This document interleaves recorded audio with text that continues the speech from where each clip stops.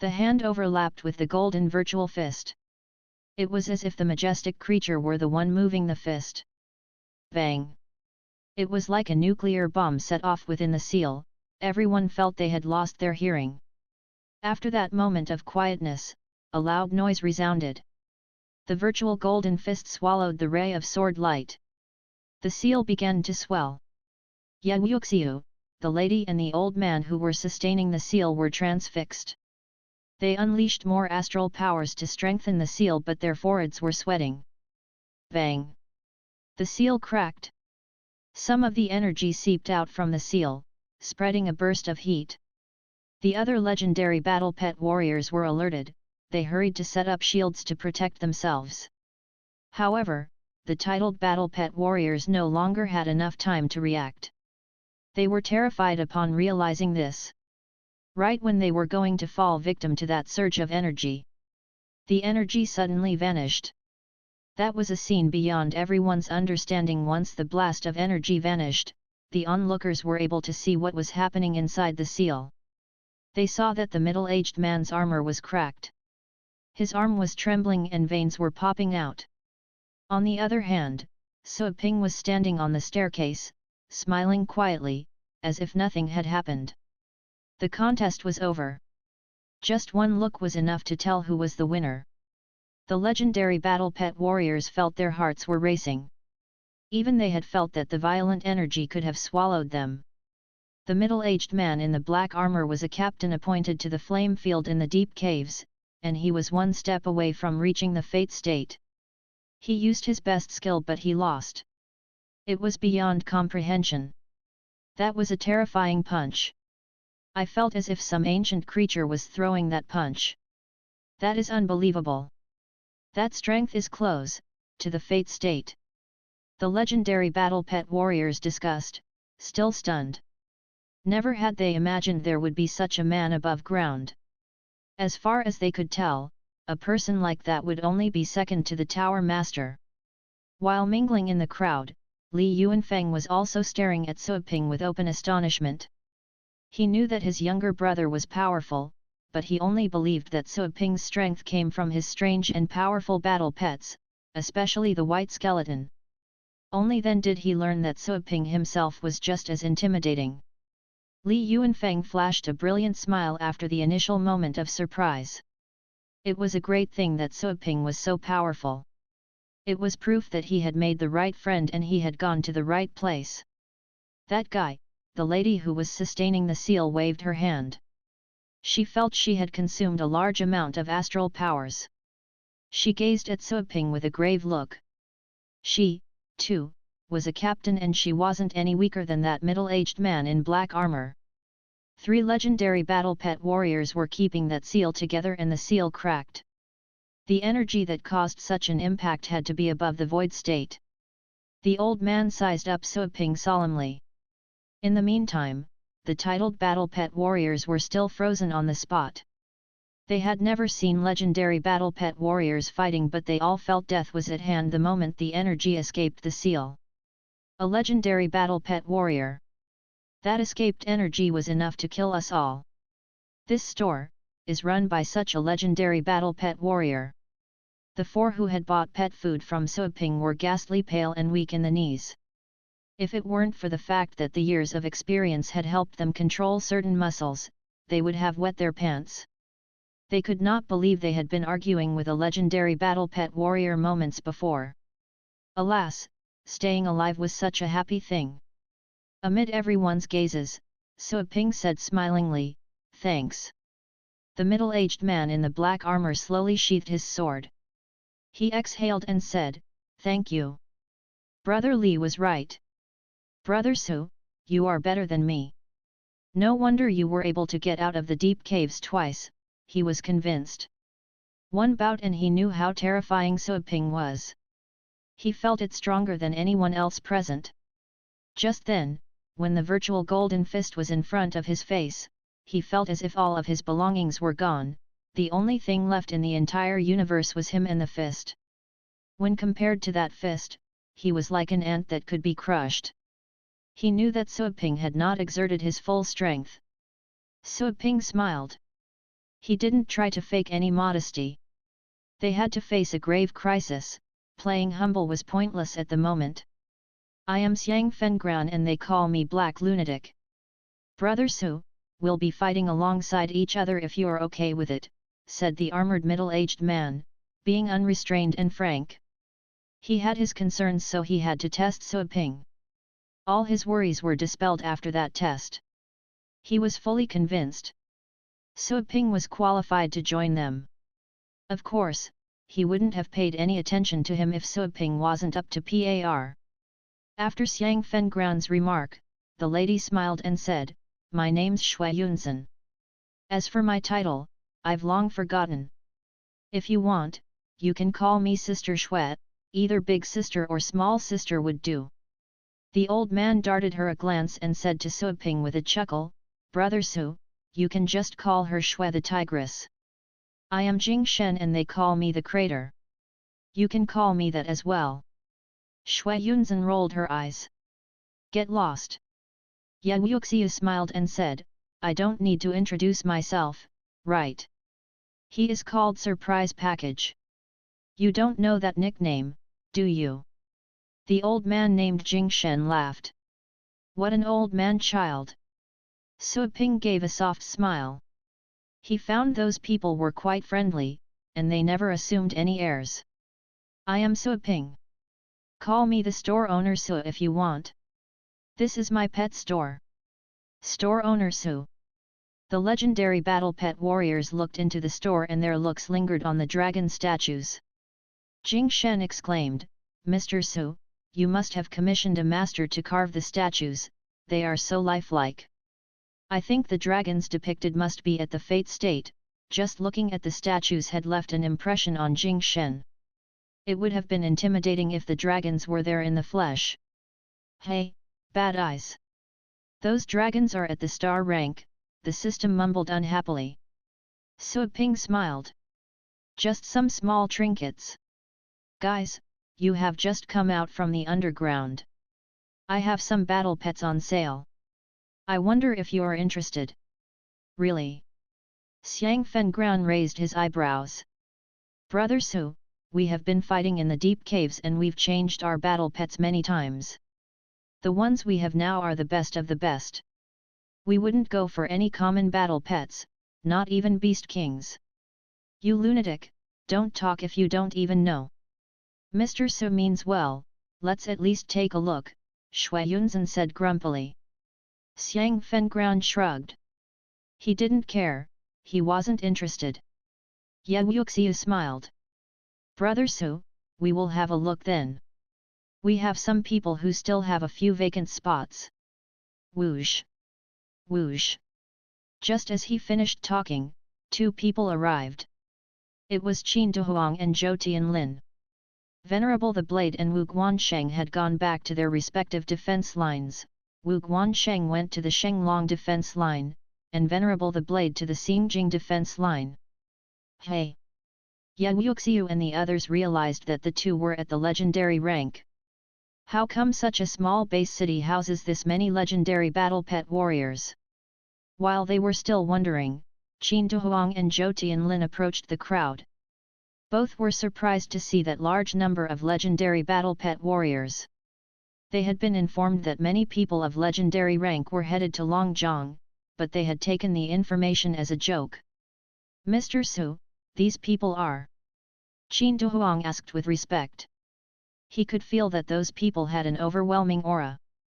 "They are legendary battle pet warriors stationed in the deep caves, my friends," Su Ping introduced. Qin Duhuang was relieved. He had thought that they were people from the tower. "They are stationed underground." Filled with deep esteem, Qin Duhuang saluted them.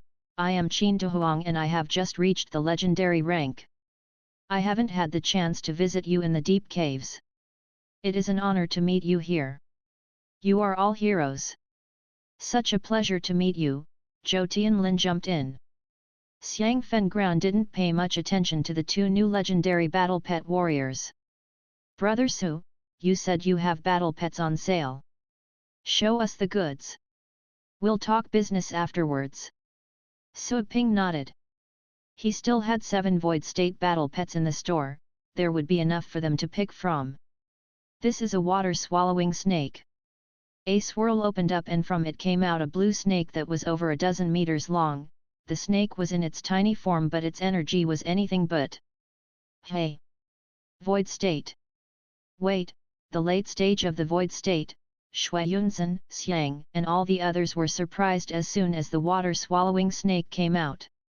It's a void state beast, this is the battle pet that Suiping was talking about. He's selling void state pets.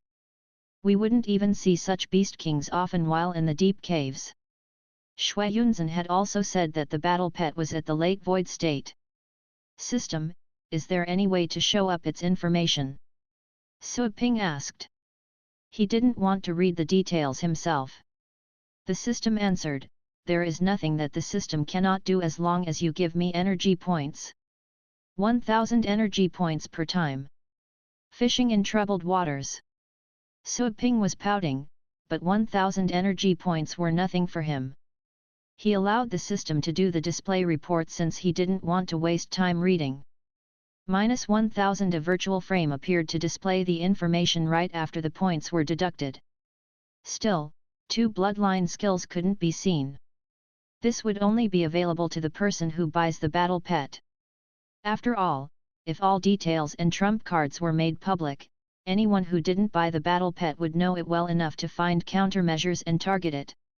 So many Beast King skills, wow, the legendary battle pet warriors were wide-eyed. That water-swallowing snake had over 100 skills and they were only able to recognize some that were dozens in number. One had to consider that massive power of understanding. The best of the best. Xiang Fengguan murmured.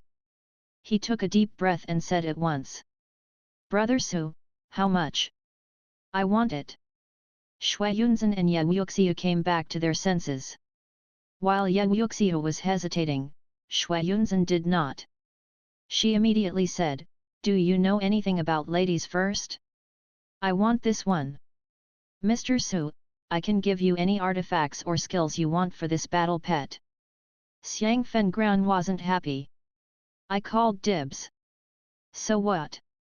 I was just lost in thought and I didn't say it aloud. Be a gentleman. Do you know nothing about humility? Shuiyunzhen refuted.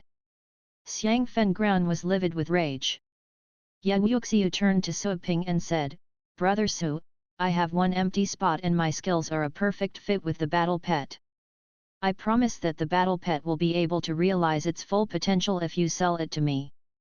It'll help me be more helpful during the strike. What do you want? I think I can get it for you, treasures or materials, you name it.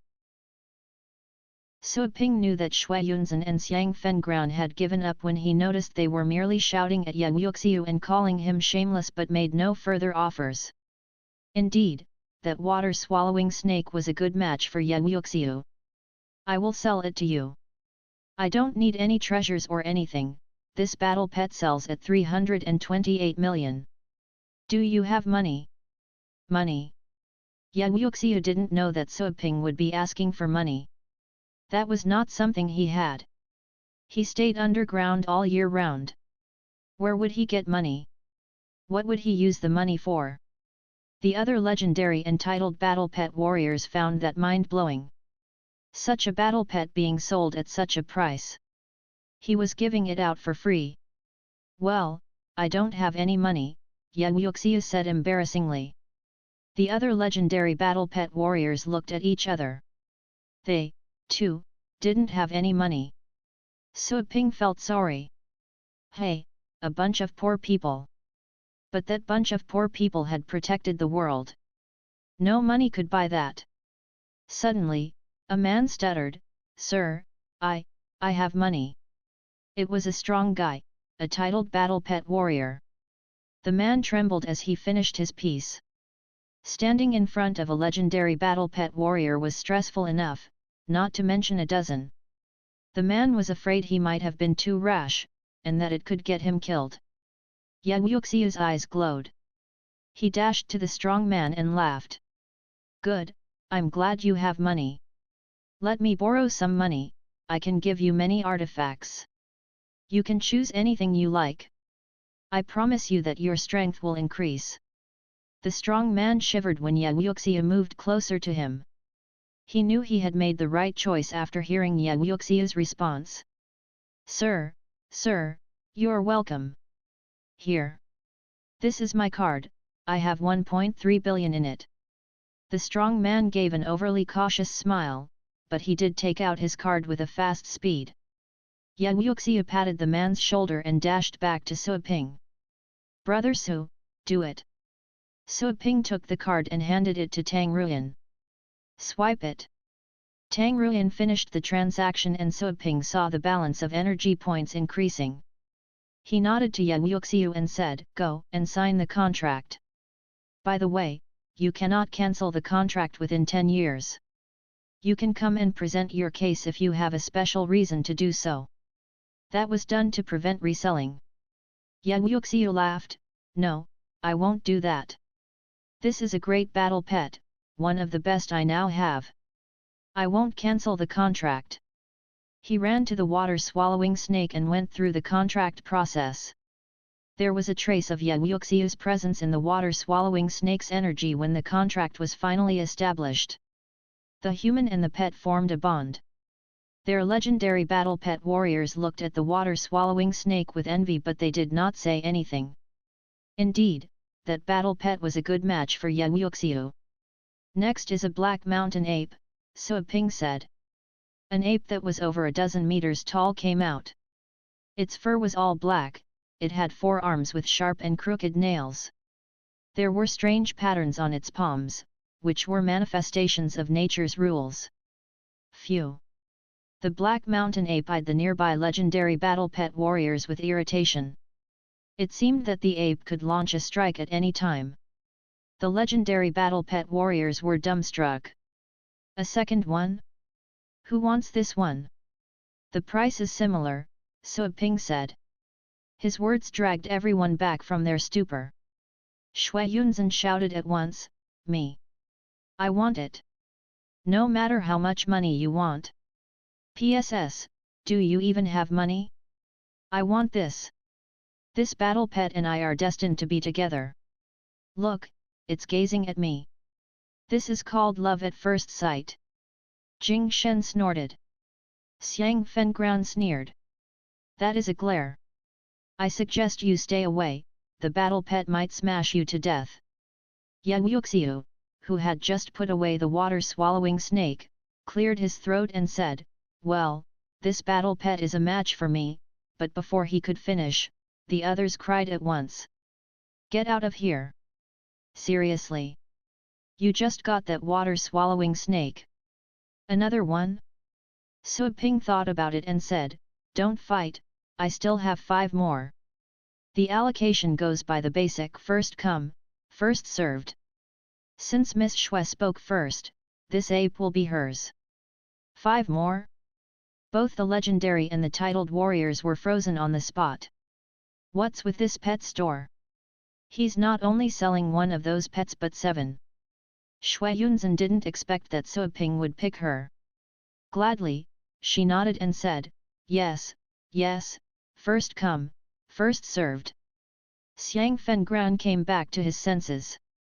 He darted a glare at Yuxiu.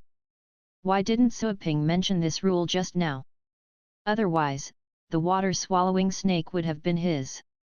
But he still had a chance since Suiping had 5 more. 5 more? Were this store owner's battle pets even more powerful than the 2 he sold? The others had realized that Suiping had not said anything about first come, first served just then. "Who has money and wants to lend me some?" Shui Yunzhen smiled at the group of titled battle pet warriors. The titled battle pet warriors vied with one another to give her money. To be able to lend money to a legendary battle pet warrior was more difficult than borrowing money from a legendary battle pet warrior. That was a great chance to foster some relationships. The legendary battle pet warriors were speechless after seeing the ecstatic mood of those titled warriors. The titled warriors were fighting for a chance to give out money, and they were fighting for Suiping's battle pets. Shui Yunzhen soon got a hold of the money. Visibly gloating, she returned to where Suaping was and gave the card to Tang Ruyan. The second one was gone. Suaping sold the third one, the fourth one. Soon, all 7 battle pets were gone. He made over 2 billion in total, which was equivalent to 20 million energy points. Finally, he was able to upgrade the store after selling the remaining pets. He had 160 million energy points in total. He would still have 60 million after the upgrade. Each of the 4 captains, including Ye Wuxiu, were able to get 1 battle pet. As to the other 3, he sold them to Li Yuanfeng, Mo, and the man from the Han family. The other legendary battle pet warriors were jealous. Why didn't Suaping enter through their appointed fields when he went to the deep caves? The captains were lighting up with pleasure. Suaping decided he didn't have to visit a cultivation site for the moment, he had to think about the wild beasts. 2 continents were gone overnight, the wild beasts were coming in with full force. Maybe the subcontinent district would be the next victim after a day or 2 passed. System, upgrade the store, Suaping said inwardly. Are you sure? Yes. Minus 100 million energy points. The one in the balance was gone, leaving only the 6. He had 60 million energy points left. Without further hesitation, he said to the legendary battle pet warrior, "Please come with me." The store was under upgrade. He would borrow the buildings of the 5 families across the street. The titled battle pet warriors of the Qin family who were peeping through the windows were startled.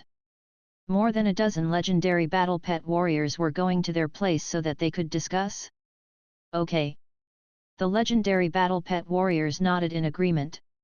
First, Suaping had fended off Xiang Fengground's strike.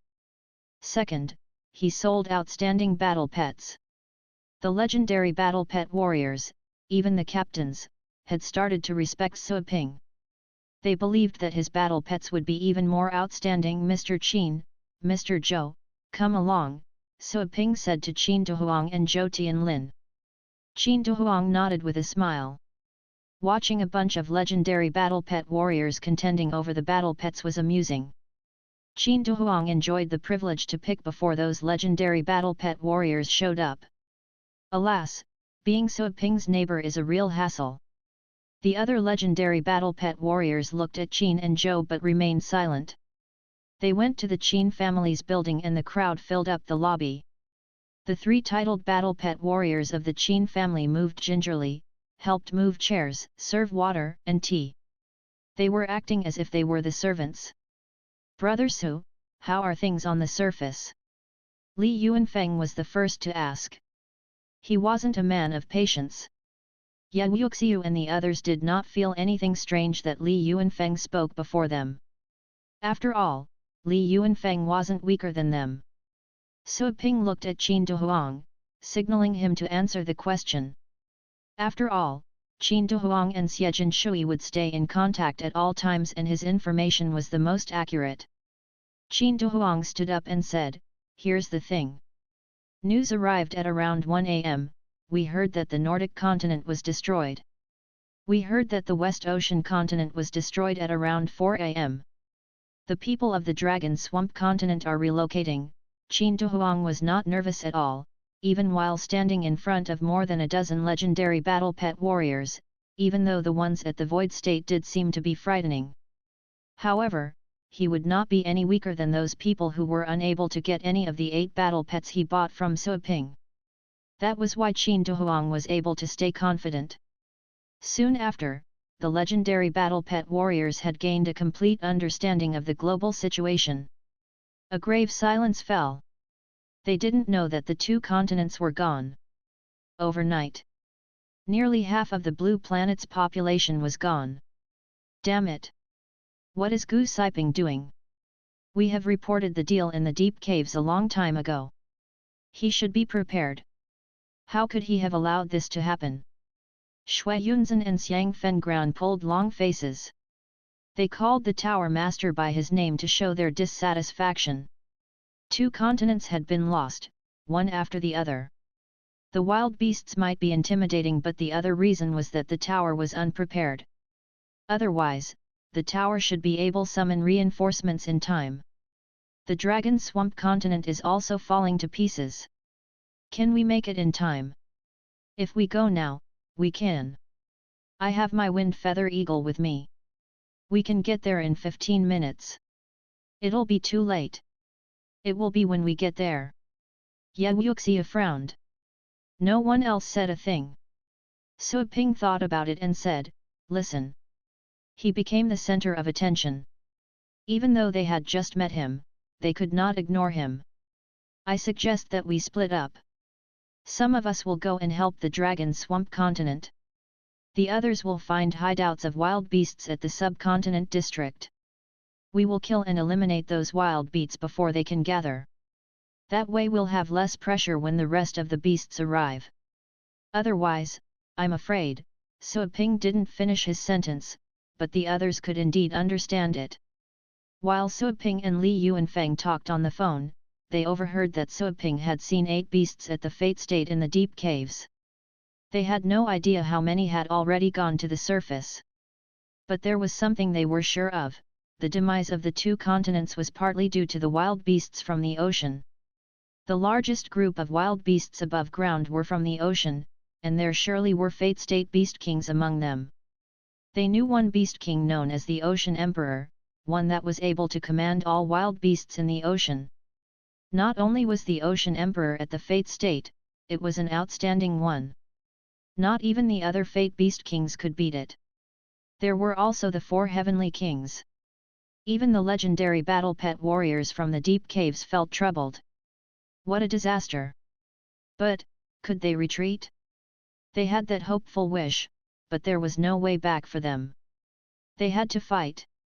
Even though their chances were meager, they had gone through enough hopeless situations after spending their lives in the deep caves, they were people of courage and righteousness. However the situation was like, just keep fighting. Desperation? That was useless to them. That is the only way. Jing Shen heaved a sigh. Xiang Fengguan nodded and said to Sui Ping, I want to go to the dragon swamp continent. You stay here and find beasts hiding in the subcontinent district. Can you do it? Shui Yunzhen frowned. She was worried. Xiang Fengguan burst into laughter. Bitch, don't ask a man if he can do it. The answer is yes. It has to be yes. No other answer. You. Black lunatic, don't call me bitch. Shui Yunzhen shouted. She added, run if you encounter Fate State beasts and you cannot win. Don't push yourself too hard. She gazed at him with concern. Of course, anyone compelled to fight a Fate State Beast King is stupid. Xiang Fengguan smiled. Do you want to go with me? He asked the 3 standing with him. Of course. We will always go with our captain. We have been fighting together for over 300 years. We certainly have to fight this last battle together. Bah, don't say such unlucky words. Boss, let's go. Ye Wuxiu and Shui Yunzhen stood up, intending to see the off. Xiang Fengguan waved his hand with a smile. Ah, there's no need for that, we've dealt with such things before. You get to see everything when you stay in the deep caves. The worst outcome would be death and we are all prepared for that. Ha, ha, he went out the door after saying that and laughing in the end. His 3 team members followed him out, the 4 of them flew away toward their destination. Qin Duhuang and Zhou Tianlin were surprised as they turned to look at each other. Those were the legendary battle pet warriors who were stationed in the deep caves. They were nothing like the other legendary battle pet warriors they had seen elsewhere. Xiang Fengguan never assumed any airs, always straightforward. That was how a legendary warrior should act. The 2 sat up straighter out of instinct. They were legendary battle pet warriors, they should be just like him. Xiang Fengguan left. Sui Ping was still pondering deep thoughts. He had gone into the deep caves and he had met Ye Wuxiu and Li Yuanfeng. Those were a group of people that had no consideration for their personal sacrifices. Let's get ourselves ready, Sui Ping said. Ye Wuxiu and the others trained their gazes at Sui Ping. Jing Shen said, Brother Su, you live here and you know the situation better than we do. Tell us. What's your plan? We have enough people here, so I suggest we start a blanket search around the 3 defense lines. Alert the others if any of you detect beasts in hiding, we will clean out the beasts together. Su Ping shared his thoughts. After considering for a moment, Shui Yunzhen proposed, this works, but I don't think it's efficient enough. I think we can split into 4 teams, each team will be in charge of one area and handle any group of wild beasts on their own if it's within their power. If the group of wild beasts is too large, notify the others and we'll do it together. That'll do, Jing Shen agreed. Yang Yuxiu said to Su Ping with a smile, Brother Su, you don't have to worry too much about us. We've had enough experience witnessing deaths, the big picture is what's important. We are ready for sacrifice, as we've always been since hundreds of years ago. Indeed. Li Yuanfeng nodded with a smile. Su Ping forced a bitter smile. If you say so, we'll adopt Miss Shui's method. Good. Shui Yunzhen smiled. What a heroine! Soon, they took out a map to decide which area each team would be responsible for. Yang Yuxiu, as well as the other 2 captains, would lead their original teams. Some of their teams had suffered grave casualties in the wind field. Shui Yunzhen, for instance, had always been in that region, only 1 man remained from her original team. As such, Su Ping assigned Zhou Tianlin to her team. She made no comment. Zhou Tianlin was just at the ocean state and she didn't think too much of him. But she did like Su Ping for helping her. Qin, you will join Brother Yi's team, Su Ping said. Qin Duhuang nodded. He would do whatever Su Ping said. Yang Yuxiu asked, what about you? I'll be fine by myself, Su Ping said. Yang Yuxiu objected, no way. I know that you are powerful, maybe more powerful than I am. But you would be all alone, that's too dangerous. You won't even have a chance to call for help on the off chance you run into a large group of beasts, with several being at the fate state. It's okay. A few fate state beasts cannot hurt me, Su Ping said calmly. He didn't have to hide his true strength at the moment. The others looked at him, astounded by his response. They didn't think Su Ping was a person who would spout empty words. So, could it be that Su Ping was hiding the fact that he was a fate state warrior? Yang Yuxiu, Shui Yunzhen and Jing Shen remembered Su Ping's punch when dueling the Black Lunatic. They were even more convinced that this guess was correct. How exciting! It would be great for them. Zhou Tianlin jumped in with a chuckle, don't worry. Mr. Su will be fine. He slaughtered a fate state beast not too long ago, all by himself. I will worry about anyone but Mr. Su, Qin Duhuang added. He and Zhou Tianlin had blind faith in Su Ping. Su Ping had gone to the Xingjing defense line, he had taken care of the wild beasts in a base city, and then killed a fate state beast king. Besides, he had just sold 40 void state beast kings. People who could do that were beyond rare. Su Ping was not at the fate state? That would be a lie.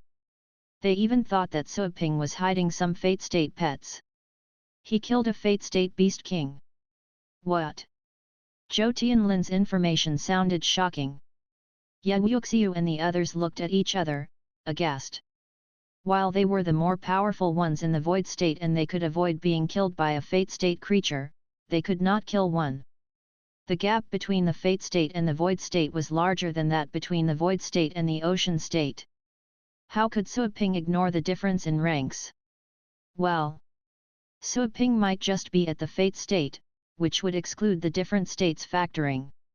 They were still unable to tell what his real rank was. Their senses told them that Su Ping was at the peak of the 9th rank, that may mean that Su Ping's actual rank was higher. He probably was at the fate state, like the Tower Master. Only a fate state warrior would sell battle pets at the later stage of the void state. Someone of such rank would only aim to get fate state battle pets. That had to be the reason. They eyed Su Ping with respect and troubled feelings. Li Yuanfeng heaved a sigh. He believed that Suoping was not yet at such a rank the last time he came out from the deep caves with the young man. After all, they had been in grave danger back then, and not once did Suoping employ means of the fate state. It had only been a short time, but Suoping's progress was astonishing. What a strange guy! We might have offended you before, sorry. Jing Shen stood up and apologized with a bitter smile. Yan Yuxiu and Shui Yunzhen also said their apologies.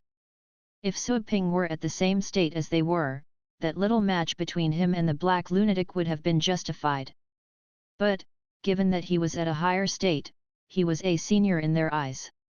Suoping waved his hand at once. Sit down, please. I am merely at the titled rank. You don't have to apologize for anything. Not that again. Zhou Tianlin and Qin Dehuang were awfully close to rolling their eyes. Suoping just loved to play dumb. Always pretending to be weak. Titled rank? Yan Yuxiu and the other legendary battle pet warriors curled their lips. They would not believe it. They weren't born yesterday. Suoping quickly noticed he was misunderstood yet again. When will I ever clean my name? Never mind. The point was to deal with the crisis. We don't have much time. Let's talk about where we should go.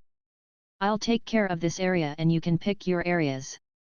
Suoping pointed at the east, the largest area. Over 10 Class A barren lands were located there. The environment was harsh, full of forested areas and swamps. That was a suitable place for wild beasts to hide. They didn't object this time, since they knew Suoping's state. They soon chose the places each of them would go.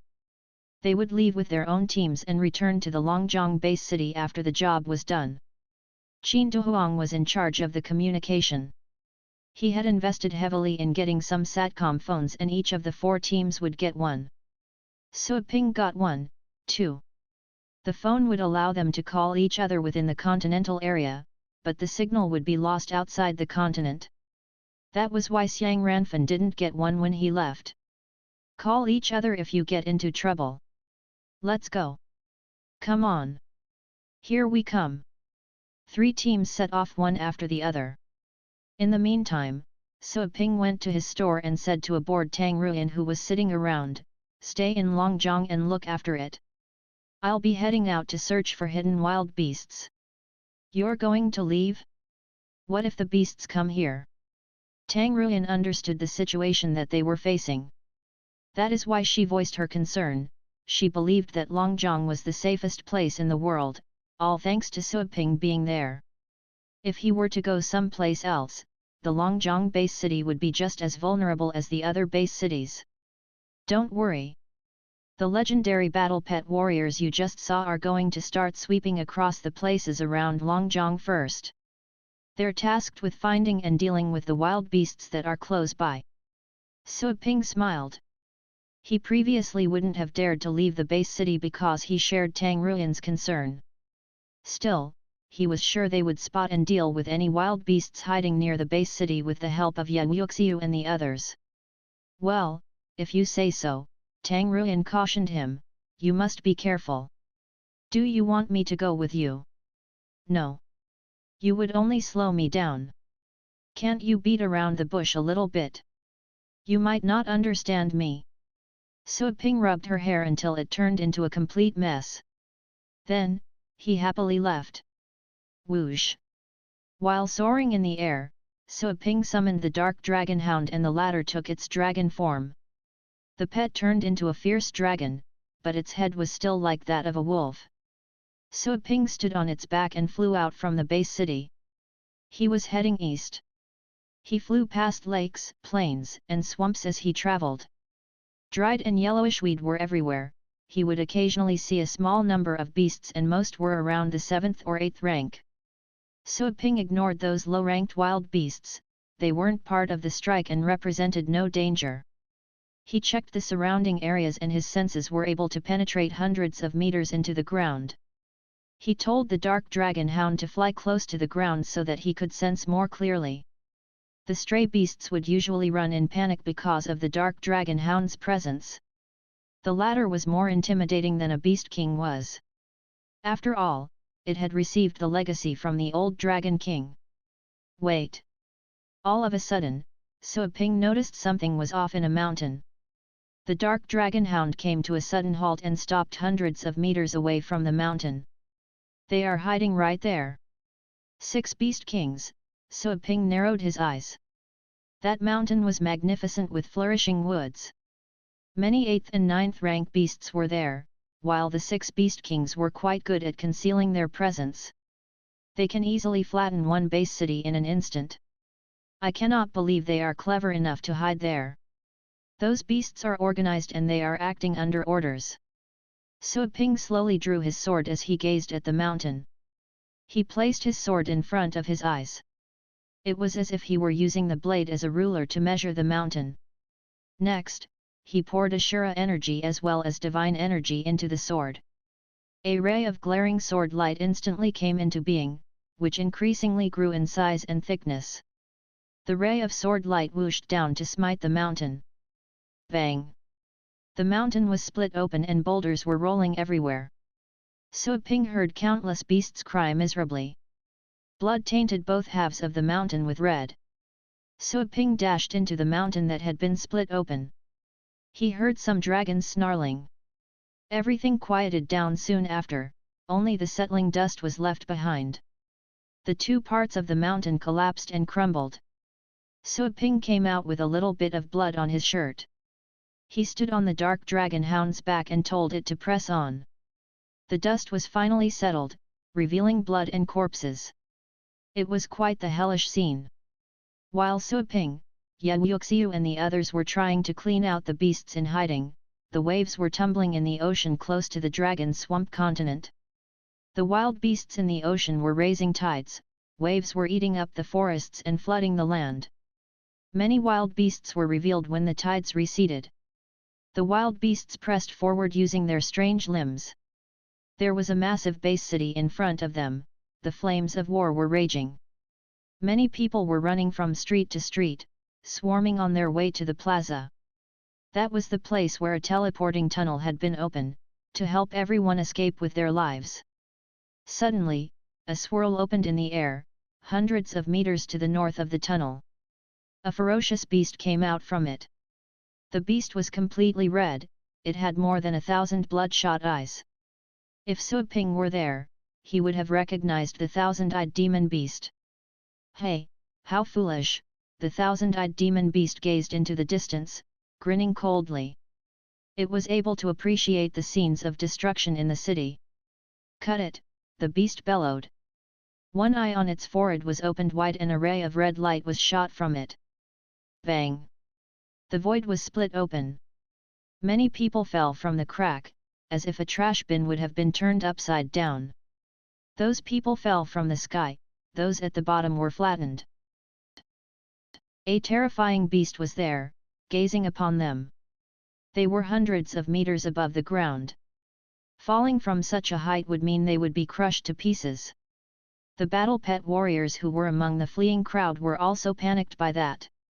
Their brains stopped working the moment they saw that beast. Some with stronger nerves quickly came back to their senses and summoned their battle pets. Some of the flying battle pets freed their masters from that chaos. Common folk would also cling onto the wings of such battle pets, as it was their last thread of hope. There were battle pets that weren't of the flying kind, but they were able to use skills to brace the fall. Cheap food, the 1,000-eyed demon beast giggled. It was as if hearing the cries and screams was fun for it, akin to the most beautiful music. The beast turned around and stared at the base city in the distance. The beast saw some people heading over, all of them were at the legendary rank. The chaos had soon been sensed by some legendary battle pet warriors who were guarding the teleportation portal. Even though they themselves were shaking in their boots, they had to go there. If they couldn't repair the passageway in time, then no one, absolutely no one in the entire base city would be able to get out. They had no idea what the beast, for it to have the means to stop the vulture's skill.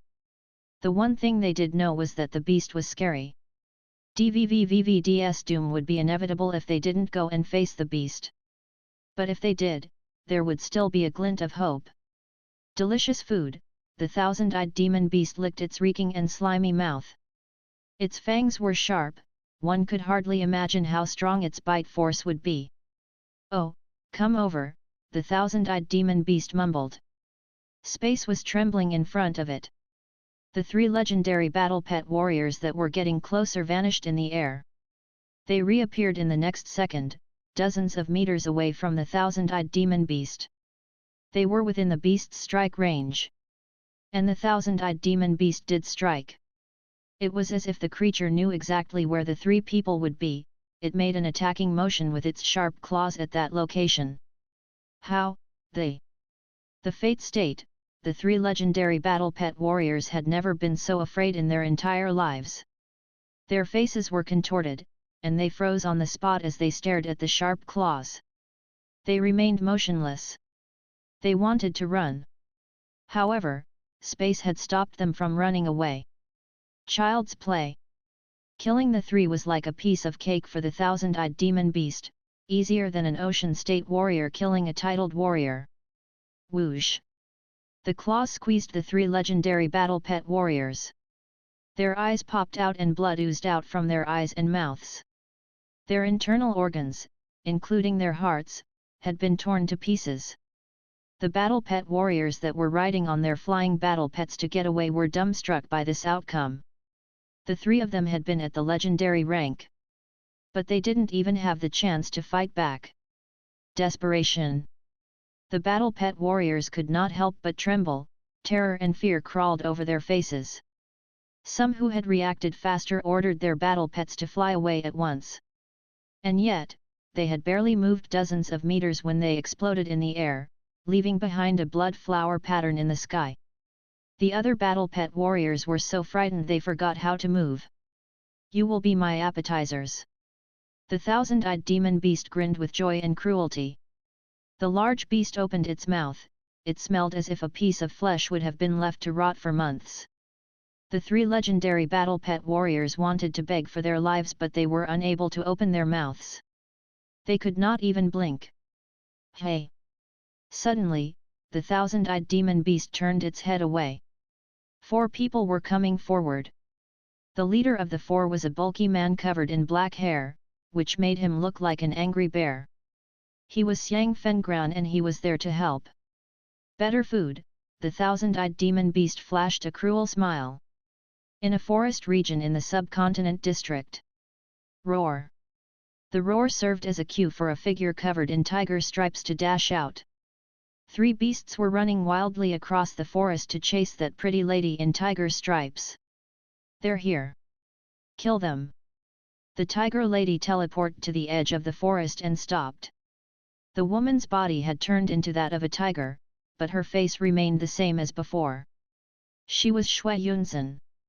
3 at the Void State, a bald middle-aged man looked gravely at the 3 beast kings going after Shui Yunzhen. He was also at the Void State.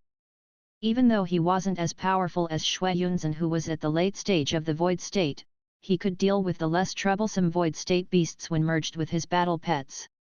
"Allow me. We must finish this quickly," Zhou Tianlin suggested. Even before the bald man was able to get confused, Zhou Tianlin stepped forward and he opened 5 swirls. 5 violent creatures came out from the swirls, roaring and snarling. The 5 Void State beasts that were once imprisoned in the demigod burial made an appearance. Violence ripped across the forest. The bald man's jaw dropped. This man had been likely to drag us down. He had 5 Void State pets. The 5 Beast Kings are the best of the best. Look at them. Shui Yunzhen turned around in the air. She noticed that the 5 Beast Kings were much alike to the ones she had recently bought from Su Ping's store. It was as if all the Beast Kings would have been cast in the same mold. "Finish it." Zhou Tianlin went and allowed the 5 battle pets to run free. The 5 vicious beasts sprang at their targets. Some of the 5 teleported to their targets and the others snuck by moving through the underground. There was even one that summoned thunder and lightning bolts to stop the 3 Void State beasts. Those 3 beasts came from the corridor and that environment had made them quite cruel. However, the corridor was nothing when compared to the largest prison in the demigod burial. Void state creatures were just insignificant minions in that large prison. Even star rank beasts were commonly seen. Roar! Roar! The 5 battle pets had waited a long time for a moment to vent off some energy for a long time. The 3 void state beast kings were surrounded, they were soon torn open amid some miserable cries. 5 against 3. Nothing from that battle had been surprising, given the circumstances. It was also of note that the 5 battle pets were all at the late void state rank. On the other hand, only one of the 3 offending beast kings was at the late stage. The other 2 were at the middle stage. The battle ended in less than 2 minutes. Zhou Tianlin stared at the 5 battle pets that were at the moment wolfing down the corpses, clearly frightened. If it weren't for the fact that the 5 battle pets were telling him through their bond that they were happy about him, the master, he would have collapsed on the ground. I cannot believe that Mr. Su allowed us to choose such beasts at will. Zhou Tianlin exclaimed to himself. Then, he kindly asked the 5 battle pets whether they could be kind enough to return to their contract space for the time being. Yes, he asked if they were willing to do that. After all, any of the 5 battle pets turning hostile toward him would mean the end of his life. Having received that beseeching message, the dragon turned around and darted a glance at Zhou Tianlin. The dragon threw away some flesh in its mouth and snuck into the swirl that had just opened up. The other 4 battle pets gave up their meals and went back as well. Zhou Tianlin was relieved. Whoosh! Shui Yunzhen approached Zhou Tianlin. She sized him up and asked, "Did you buy those battle pets from Brother Su?" Zhou Tianlin forced a bitter smile and said, "Yes. I'm grateful for Mr. Su's kindness." Her guess was right. The 5 beast kings were just like the one she had bought from Suiping, and they were completely different from the other beasts she had seen on the blue planet. She wasn't surprised to find that the source of all those battle pets was Suiping. He sold Zhou Tianlin 5 of those battle pets. Where did that guy get so many battle pets? Shui Yunzhen blinked. She found that the young man was more mysterious than she thought. No wonder Mr. Su asked you to join us. It turns out that I'm the weakest of all, the bald guy teased. Shui Yunzhen finally understood Suiping's intention, he had sent them off with reinforcements. It seems that our team is quite strong. Ha, ha, come with me, let's make those bastards tremble. Shui Yunzhen waved her hand forward. Zhou Tianlin smiled. He summoned a void state pet of the demon family to protect him. Shui Yunzhen and the bald guy were stunned after noticing that Zhou Tianlin was summoning another void state pet they had not seen before. "How many void state beasts did you buy?" Shui Yunzhen asked, wide-eyed. Zhou Tianlin smiled embarrassingly and said, "Not many, just 10, Shui Yunzhen and the bald guy looked at each other in confusion. At the same time, on a plane, there was a sparkling, half-transparent crack hovering in the sky dozens of meters above the ground. The crack was over 100 meters long and it would lead to an uncultivated land found inside. That was a Class A barren area. Some archaeologists had once asked explorers to bring back some samples and they were proven to be from the ancient age. Still, those beasts that grew in the ancient age, able to eat up a star, were gone. Only a few small beasts remained, and even they were beast kings. Small was a relative term. A shadow flew past the crack, a wiggle made the shadow vanish and reappear in a forest thousands of meters away from the crack. Several people were standing in the forest. Someone was playing with some leaves. They were waiting. The dark shadow appeared and a figure came out from said shadow, which was Ye Wuxiu. He had merged with his demon battle pet, which had strong hiding skills. Not even a fate state creature could have detected their presence. "They're hidden inside," said Ye Wuxiu. He took a deep breath and added, "An entire army of beasts is there with crowds of beast kings. I've already found more than 15 void state beast kings and there can be more." "Did you say 15? Li Yuanfeng, the man from the Han family, and Qin Duhuang were surprised. That many wild beasts were hiding in one spatial crack. That had to be a super base camp for all the beasts from the deep caves. Any fate state beasts? Li Yuanfeng asked. Yang Yuxia shook his head, I didn't find any. The leader of the beasts is at the later stage of the void state and 4 other beasts are at the later stage of the void state. I suppose the leader of the beast kings can muster power close to the fate state. A person had to be outstanding if he or she could make other beasts of the same state bow. Li Yuanfeng and the others looked at each other, turning pale because of what they had seen. The man from the Han family proposed, Cap, we should call the team closest to us. We don't have enough people here, the old man Mo agreed. Li Yuanfeng remained quiet. He wasn't afraid of death, but he was not stupid, either. Apart from him and Yang Yuxiu, the others on the team were at the ocean state. Going into the crack would be like heading to their doom.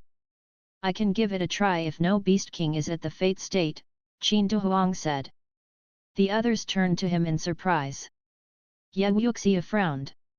He didn't object to him right away because Qin Duhuang was also from Suiping's base city. He asked, what do you mean? Mr. Yat, you said that there are 5 Beast Kings at the Void State working as the core of their team, including the leader, right? I can keep the 5 occupied. As for the other Void State beasts, you and Mr. Li can take care of them. I would then work with Brother Han and Brother Mo to quickly kill the other Ocean State Beast Kings. Qin Duhuang said calmly, but his words weren't the least bit casual. He had earned the Raging Spirit title, to later explore the entire continent. Then he went back to lead the Qin family, he was quite seasoned. Qin Duhuang was able to remain calm and composed even while being in front of legendary battle pet warriors much more powerful than he was. 5 you say? Yang Yuxiu and Li Yuanfeng gazed at him in astonishment. The determination in Qin Duhuang's eyes seemed to be proof that he wasn't lying. He was a legendary battle pet warrior, he wouldn't stupidly try to flaunt his superiority at this time. How will you do that? Yang Yuxia found the strength to remain polite. Qin Duhuang replied with silence, 2 swirls opened up next to him. Li Yuanfeng and Yang Yuxia froze on the spot as soon as the 2 battle pets began to crawl out.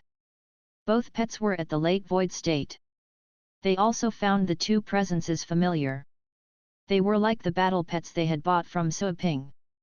The 2 battle pets roared as they came out and looked down to see everyone from a height, including Qin Duhuang. That was the first time that Qin Duhuang had tried sending them to the battleground. He wasn't nervous when he was facing Yang Yuxiu. However, he was worried and stressed out while facing his own pets. Still, he didn't let the fear show, or he could lose control over his battle pets. Keeping a calm face, he said, listen, Mr. Su sold me 8 of these battle pets before you came to Longjiang, and all of them are at the late void state. I can send 6 of them to distract the 5 core beasts and the other 2 will take care of the leader. I can send out another one if that's not enough. I still have another late void state pet with me. Once merged with it, we'll be able to eliminate the ocean state beast kings. Yang Yuxiu and the others found such remarks mind-blowing. Suiping had sold Qin Duhuang 8 of those battle pets before they got to Longjiang. Damn it! They had argued about who would get the battle pets. It turned out that they were contending over the scraps. Yang Yuxiu looked at Li Yuanfeng and the latter threw his hands up. Don't look at me. We got there too late. Yang Yuxiu pursed his lips. Finding out about that fact was useless. It wasn't like he could ask Qin Duhuang to give up the battle pets. They knew Suiping but they were still mere acquaintances. On the other hand, Qin Duhuang was from the same base city as Suiping. Yang Yuxiu only found hateful that he had come out from the deep caves too late. Those damn bastards in the deep caves. Yang Yuxiu clenched both fists and teeth. Li Yuanfeng and the other 3 from the deep caves also hated the bastards of the deep caves. They would have gotten out much sooner, were it not for the fact that the beasts in the deep caves were so scheming that they trapped them in the wind field. They would have made it in time to buy battle pets from Suiping. Where did that guy get so many frightening battle pets? They are better than my own battle pets, Li Yuanfeng murmured. Yang Yuxiu heaved a sigh. He came up with another question for Qin Dehuang. How many of those did Mr. Su sell? In total, Qin Dehuang felt sorry for them, so he dropped his voice, around 40, 40, 40. The four were dumbstruck. Yang Yuxiu finally came back to his senses and heaved a sigh after looking at Qin Dehuang's forced and faint smile. Let's deal with the wild beasts here. We won't have to call anyone since you have this many outstanding battle pets. But, if something goes wrong, we will leave and I'll cover you. The others sighed inwardly. They stopped themselves from overthinking and began to make plans with Yang Yuxiu. Roar! To the east of the Longjiang base city, there was a creature half dragon, half dog that was dashing about in the wilderness, scaring away the wild beasts it came across. Su Ping stood on the dark dragon hound's head. There was a pool of blood trailing behind them. The strong and pungent smell of blood was spread out by the wind. 3 base camps finished. Those guys are really hiding. Are they planning on waiting and collaborating with the wild beasts from the other continents? I think this was how the Nordic continent got destroyed. No wonder 2 continents were finished overnight. A glint of coldness rose in Su Ping's eyes. Not once did he sheath his sword, blood was still dripping. He was going to kill all the wild beasts. The break of dawn was almost there. The temperature was rising, the gentle warmth of the early morning was becoming a scorching furnace. Time passed, it was getting close to noontime. Su Ping flew all the way and killed all the way. There would be piles of corpses everywhere he passed in the barren area. No wild beasts in groups would escape him. But he paid no heed to the fleeing beasts. 38. Blood rained down on a sunny day. A beast collapsed on the ground. Su Ping flicked the blood off his sword. He had killed 38 Void State Beast Kings. He looked more concerned than ever. He was taking care of the east side alone, and yet there were too many Void State Beast Kings in hiding. He could not even imagine the situation of the other areas. But this was one continent. The wild beasts were still elsewhere. They had yet to reach their continent. If the wild beasts arrived and launched a massive attack, there had to be hundreds of Void State Beast Kings, and possibly more than 1,000 Ocean State Beast Kings. After all, the ocean wild beasts were also involved. The number of Beast Kings in the ocean was great. That was why humans would not try going to the ocean for no reason. If they came to Longjiang, Su Ping gazed at the corpses on the ground, his face clouded. Even 100 Ocean State Beast Kings, let alone over 1,000, were enough to flatten the Longjiang base city. A single Ocean State Beast King was able to wipe away a Class B base city. Over 100, could destroy a base city 10 times over. I cannot do it alone. The more he explored, the more Su Ping realized he wasn't capable enough. True, he could kill Fate State beasts, but that was different from protecting mankind as a whole. Defending was never easy. I have to ask everyone to come together as one, everyone, not just the executors. Otherwise, those who have to protect everyone else would fall sooner or later. Su Ping took a deep breath and gazed into the distance. He was staring at a desert. Further away was the ocean, the deep, blue ocean. That was the continent's edge. He moved and fought with Longjiang as the starting point. He had actually reached the ocean. It was time to go back. Su Ping hopped back on the dark dragon hound and headed back to Longjiang. He thought seriously about how to deal with the wild beasts on his way over. The legendary battle pet warriors were definitely not enough to protect the entire world. Beep. Su Ping's phone rang at some point. His heart skipped a beat. The last thing he wanted was bad news. The call was from Yang Yuxiu. Captain Yet. Phew, Brother Su, I'm sure glad you're okay. Where are you? Yang Yuxiu exhaled in relief. I'm on my way back to the Longjiang base city. What is it? Su Ping asked. Good. Black Lunatic, came back just now. He's back? How is the Dragon Swamp continent? Sua Ping asked at once. Yan Yuxiu replied after a moment of silence, the dragon swamp continent, is gone. What? Sua Ping was unable to hear a thing for a few seconds. He looked pale. Oddly enough, he wasn't surprised, while being shocked at the same time. One continent had been overrun and countless people had died. The thought was too much to bear. What happened to the dragon swamp continent? Sua Ping asked. Yan Yuxiu heaved a sigh and said, Brother Su, we can talk when you get back. I think we've underestimated the deep caves. We have to be ready before they get here. Otherwise, humans will go extinct on the blue planet. Sua Ping didn't reply.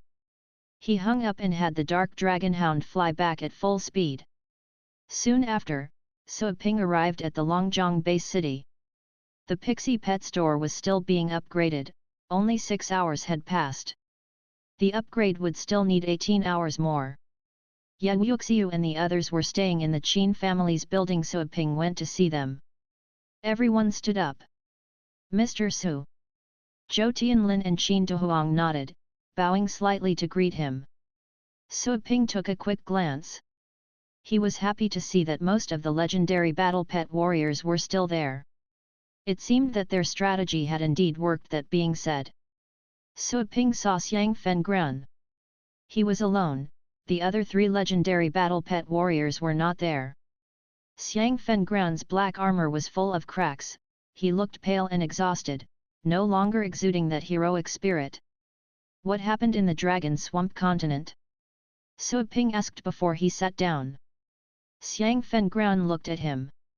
Eventually, he lowered his head. It was a Fate State beast. Silence fell. The Fate State. I met the thousand-eyed demon beast from the corridor. The creature cut off the teleportation passageway. I wanted to stop that, but the damage was done, I could not reconnect the passageway. I was unprepared when I fought that beast. I had to rely on Feng and the others, but they didn't make it back. Xiang Fengran bit his teeth. Li Yu and Feng looked at Sua Ping. They had met the thousand-eyed demon beast when he and Sua Ping had gone to the corridor. Sua Ping's battle pet had distracted the beast so that they could flee. So, the base cities in the Dragon Swamp continent, Sua Ping didn't finish the sentence. The look on Xiang Fengran's face had already told him the answer. Silence. Depression. A quiet mood lingered indefinitely. After who knows how long, someone clapped and broke the silence.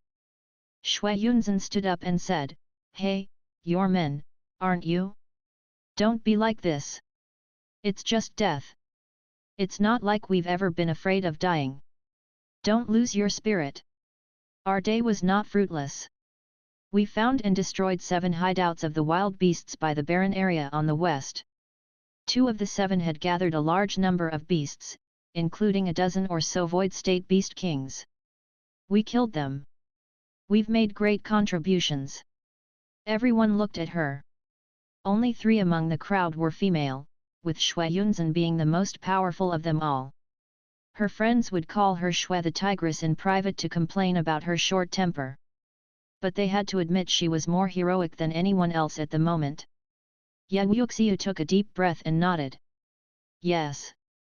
Sorrow won't solve any problems for us.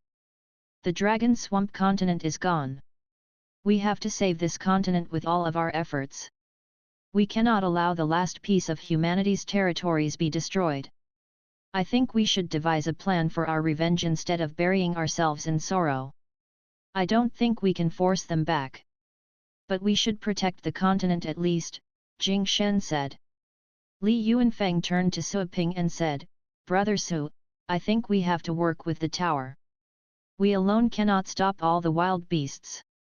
After all, those Fate State beasts. We are weaker than them. Sua Ping knew that Li Yuanfeng was trying to spare his feelings because of his past disputes with the tower. I understand. I was thinking about that, Sua Ping said. On his way back, he had indeed thought about as of that moment, the only way to get over the crisis was to gather all the help available. Internal strife would only lead to destruction. Li Yuanfeng was happy to hear that. Brother Su, I knew you were a sensible man. I will call the tower and get the tower master. We have to leverage your strength and his. We will find a way to get rid of the beasts bit by bit, just like we did today. Su Ping nodded. Apart from calling the tower, I have another suggestion. The continent has 3 defense lines at the moment. I think we should unify the 3 defense lines and build a single ironclad defense line. That way we can gather all the forces we have to fight against the wild beasts. Otherwise, the wild beasts can separate the legendary battle pet warriors and devour us one by one. Yang Yuxiu agreed, good idea. I was gonna propose something similar. Shui Yunzhen nodded.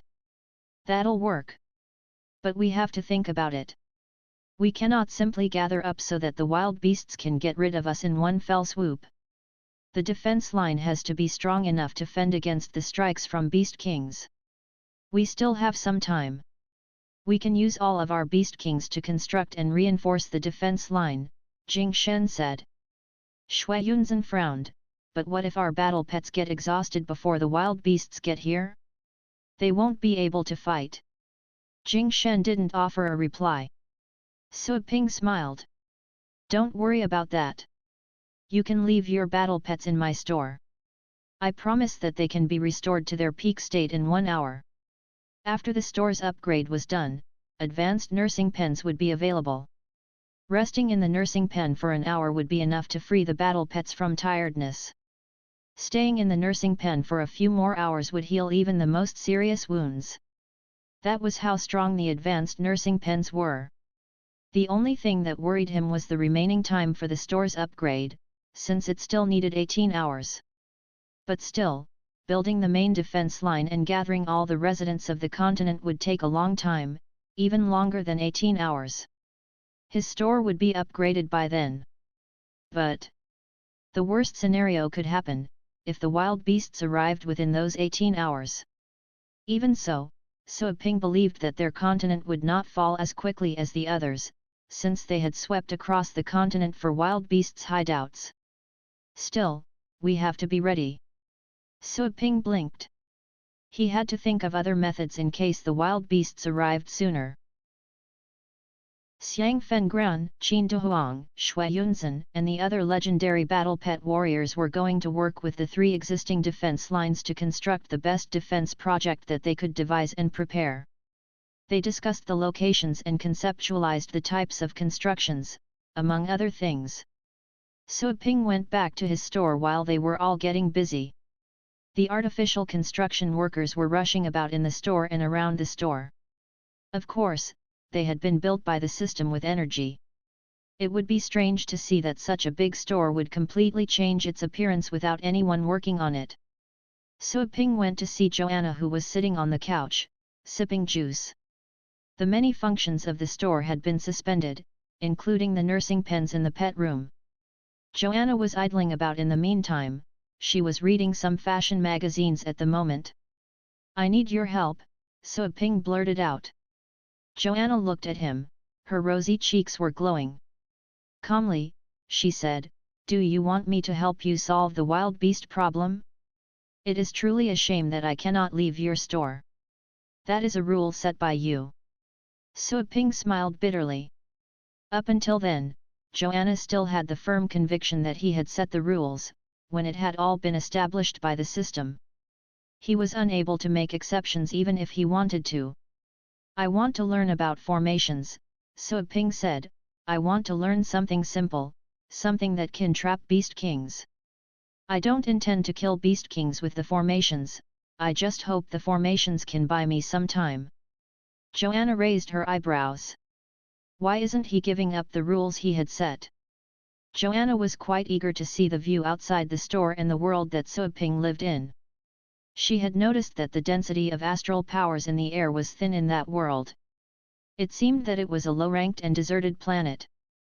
That being said, she was still curious about that world since she had never seen it with her own eyes. New formations? Sure. I can teach you, Joanna crossed her legs and said, you want to distract beast kings. Since you don't want to kill them, I have a basic trapping formation that you can learn. The formation can trap the average ocean state beast kings with ease, unless the beast king's spirit is particularly strong. Great!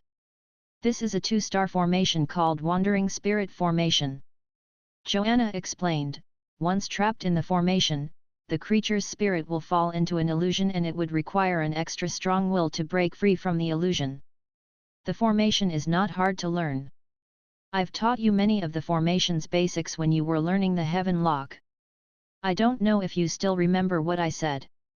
Later, you will only need to find the materials required to build the formation. Suaping nodded. Okay, I understand. Joanna lifted her finger and gently touched Suaping's forehead.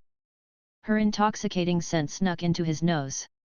The next second, Suaping felt that all the thoughts in his mind were gone. A massive surge of complex information rushed into his mind. Luckily, his spirit was strong, he could still handle it, even though he felt some discomfort. Suaping opened his eyes after a while, surprised and overjoyed. What was that about? I cannot believe you would simply pass on the knowledge to me like that, Suaping asked Joanna. His eyes belied another question, which was to know the reason why she had not used the same method when she was teaching him about the Heaven Lock. Joanna was very familiar with that look in his eyes. Don't get greedy again. This method is only suitable for simpler knowledge. The more complicated the information, your mind can be pushed to the limit, it can even make your mind explode. The minor side effect would be memory disorder, while the more serious side effect would be mental retardation. There's also another factor, I only have strength to impart the simple stuff. Suaping curled his lips. A formation able to trap beast kings is simple. It seemed that he would have to find another time to further his study about the Heaven Lock. But time was something he didn't have. Otherwise, he would have strived to master the Heaven Lock completely, all to be capable of undoing the formation to unleash the locked lands. The blue planet would grow, that could be a good thing. At the very least, it would take the Beast Kings a longer time to arrive from the ocean. Thank you. I have to go, Suaping said. I'm glad you still know how to say thanks. Joanna sneered. Suaping left in a hurry.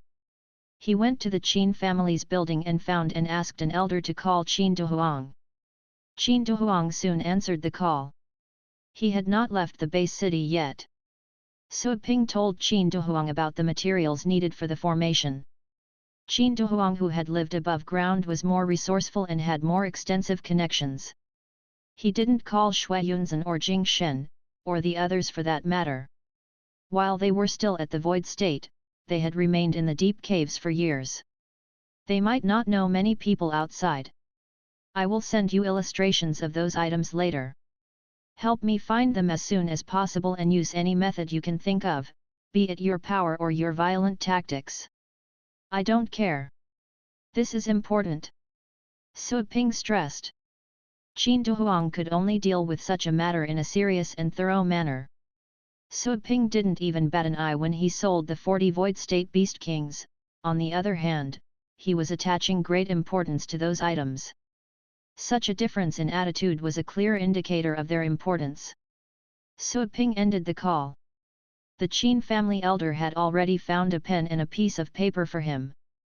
You have good senses, Suaping said to the elder, get me a ballpoint pen or a pencil. I have to make sure the illustrations are realistic. Get me some A4 paper as well. Yes, sir. The elder was quite happy after receiving Suaping's praise. He quickly returned with a box of pencils. Suaping drew the illustrations swiftly. He could draw anything he could think of, given the level of control he had over his body. His fingers were rock steady. In an instant, many lifelike illustrations were vividly displayed on paper. He had drawn all the materials he needed for the Wandering Spirit formation. He decided not to use names since the items could go by different names in different places. But the illustrations were a surefire method to search for materials. Print them out and give them to Qin Dehuang. Tell him to find those things as soon as possible, Suaping said to the elder. Yes, Mr. Su. Suaping left the Qin family's building and went back to his store.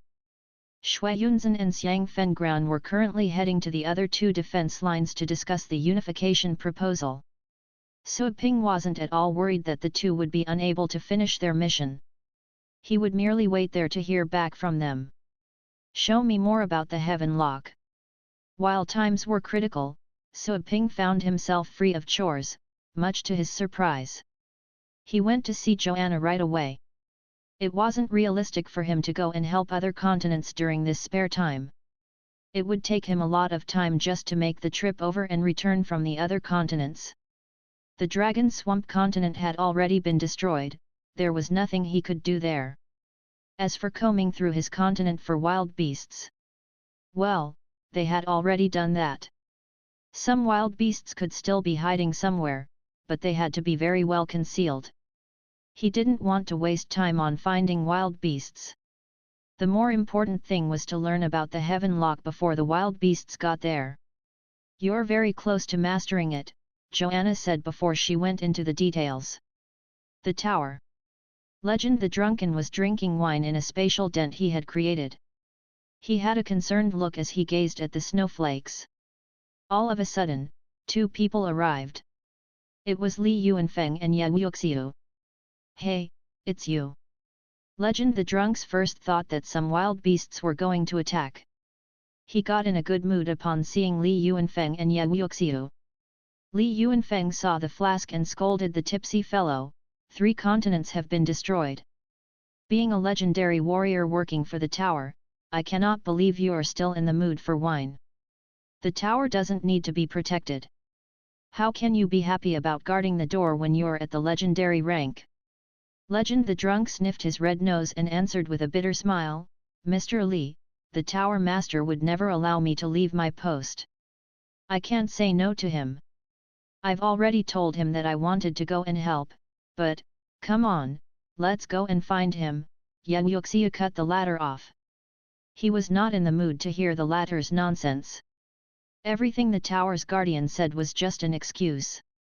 What was the point of listening to that? Legend the Drunk enjoyed the respect from the general public, but the fact was that he was merely snuggling there, with the excuse of keeping an eye on the door. He wouldn't have given up and settled for such a life if he would have had a little bit of pride left in him. Legend the Drunk didn't look too well. He gazed at Li Yuanfeng and Ye Wuxiu as they stepped into the mysterious realm with a grave look on his face. Inside the mysterious realm, Li Yuanfeng and Ye Wuxiu flew around, searching the floating hills where Gu Siping's dwelling was. They soon found him on the largest floating hill. Gu Siping looked pale. He was sitting by the stone table in front of his cottage and a battle pet was on the ground by his feet. There was a deep and long cut on the battle pet's side, the battle pet's belly had been cut open and its white fur was tainted red with blood. The wound had been healed but the scar was still appalling. Li Yuanfeng and Ye Wuxiu looked at each other. They were less angry. It seemed that Gu Siping didn't just sit around and while twiddling his thumbs. He had gone to the battles. Tower Master! Tower Master! The two bowed to Gu Siping. Gu Siping lifted his gaze and looked at the two. Lian told me that you weren't happy about me and decided to side with the person named Suaping. Indeed, I have failed my job considering the global situation. He seemed to be frustrated. Ye Wuxiu frowned. He lowered his head and said, Tower Master, we didn't mean anything by that. We were just looking for some information. He didn't say anything else to justify their behavior. After all, everyone was aware of the situation. They were just going through the motions to save some dignity for Gu Siping. The Dragon Swamp continent was recently destroyed. Only 2 continents remain from the former 5. I think we should save one continent at the very least. I suggest we send people to help residents from the Roaring Thunder continent so they can relocate to this continent. We also think that the 3 defense lines should be merged into one. Ye Wuxiu presented his idea in a sonorous and forceful tone. He could not compare to the Tower Master given his rank, but he wasn't afraid to voice his determination. Gu Siping looked at him, then shifted his gaze to the teacup on the table after a while passed. I've already sent people to the Roaring Thunder continent, along with my vulture pet. We also built a teleportation array there to help people relocate. But, the number of people able to get here, he heaved a sigh and started a new topic. Based on the current situation, this continent should have a unified defense line. The beast strike is more serious than I had imagined. Anyway, we're not going to lose. Trust me. Li Yuanfeng and Ye Wuxiu seemed to have detected a glint of excitement in the Tower Master's confident look. What? The two were confused. They wondered if it had been a mere illusion. They felt the Tower Master was looking forward to something. Sir, have you been dealing with the wild beasts yourself? How is your wound? Li Yuanfeng asked an obvious question. Frustration crept back onto Gu Siping's face. I went to help the Dragon Swamp continent, but I encountered a Fate State Beast King. I could not finish it fast enough and several more Beast Kings were alerted. I could only return defeated. But I did make some contributions. I killed a Fate State Beast King. The Fate State. Ye Wuxiu and Li Yuanfeng felt their minds grow heavy upon hearing those three words. I'm glad you're okay, sir. Li Yuanfeng sighed. Ye Wuxiu nodded. Sir, the crisis is affecting the entire world. I think we should work toward the same goal. I heard that Suiping and the tower once had some disputes. I don't know the details, but he's not a bad person, considering my interactions with him. He is a man of great values. I think we should work with him. Gu Siping curled his lips, but he didn't let the two see that. He nodded. Sure thing. Getting rid of the wild beasts is our priority. Nothing can compare to the common hatred we have against the wild beasts. I don't mind putting Suiping's matter to rest. Everything stems from some misunderstanding. He's young and impulsive, and he ended up killing 2 legendary battle pet warriors inside the tower. He claimed that he would never join the tower nor fulfill his duty in the deep caves. But he is indeed a talent. I think he can reach the Fate State if we can survive this crisis. That is why I decided to let him go. Li Yuanfeng and Ye Wuxiu looked at each other. Suiping killed 2 legendary battle pet warriors in the tower? They had not heard about it, they only knew that Suiping and the tower weren't on good terms. Wow, what a bold thing he did! He dared to kill 2 legendary battle pet warriors here? They thought about the large number of Void State Beast Kings he had sold.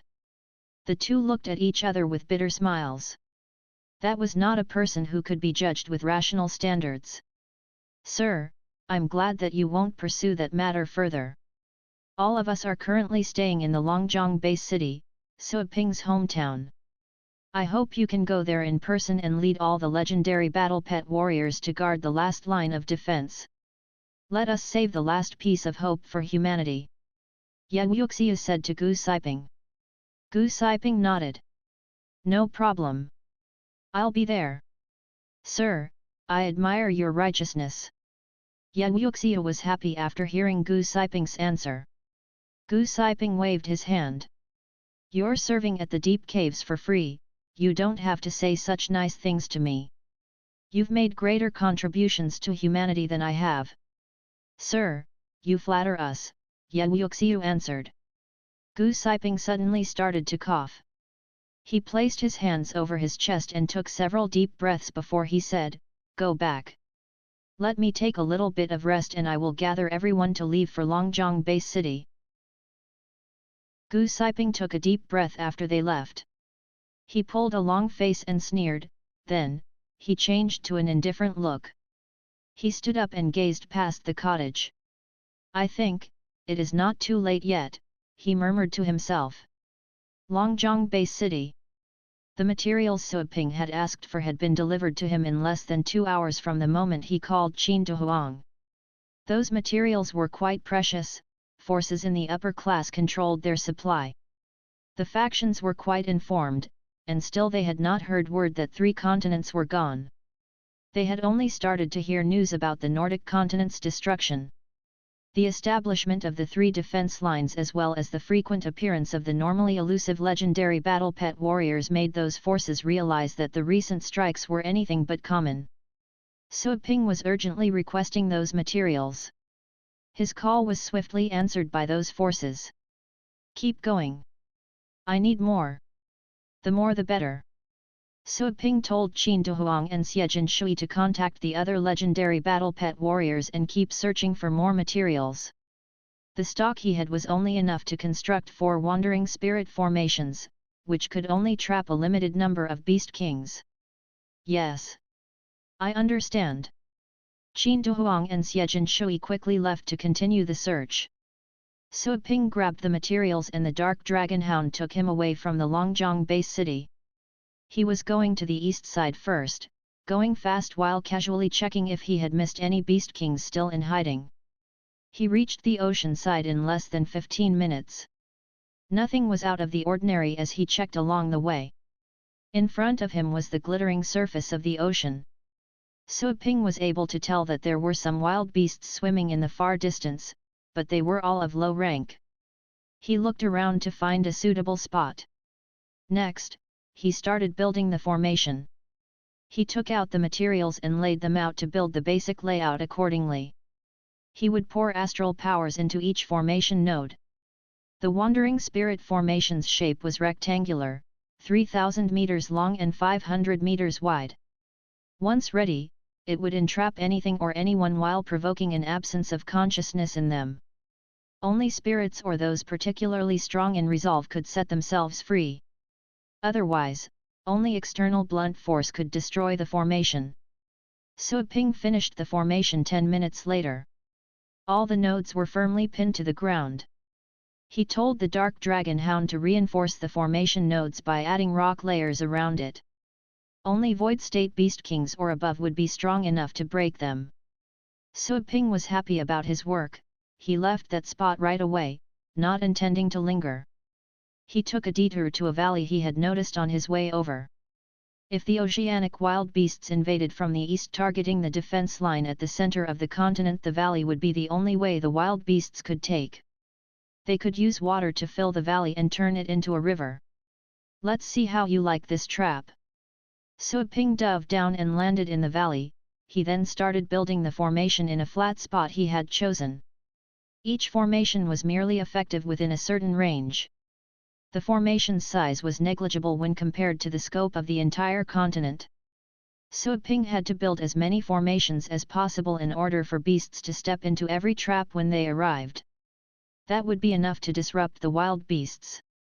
Sui Ping then built another formation somewhere away from the valley, as he only had 1 share of materials left. He called Qin Dehuang on his way back to confirm whether more materials had been collected.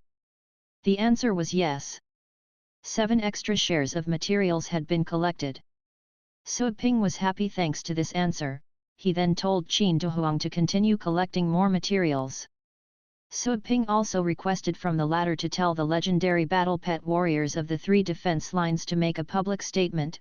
No matter who, hiding such materials would be deemed as committing a felony.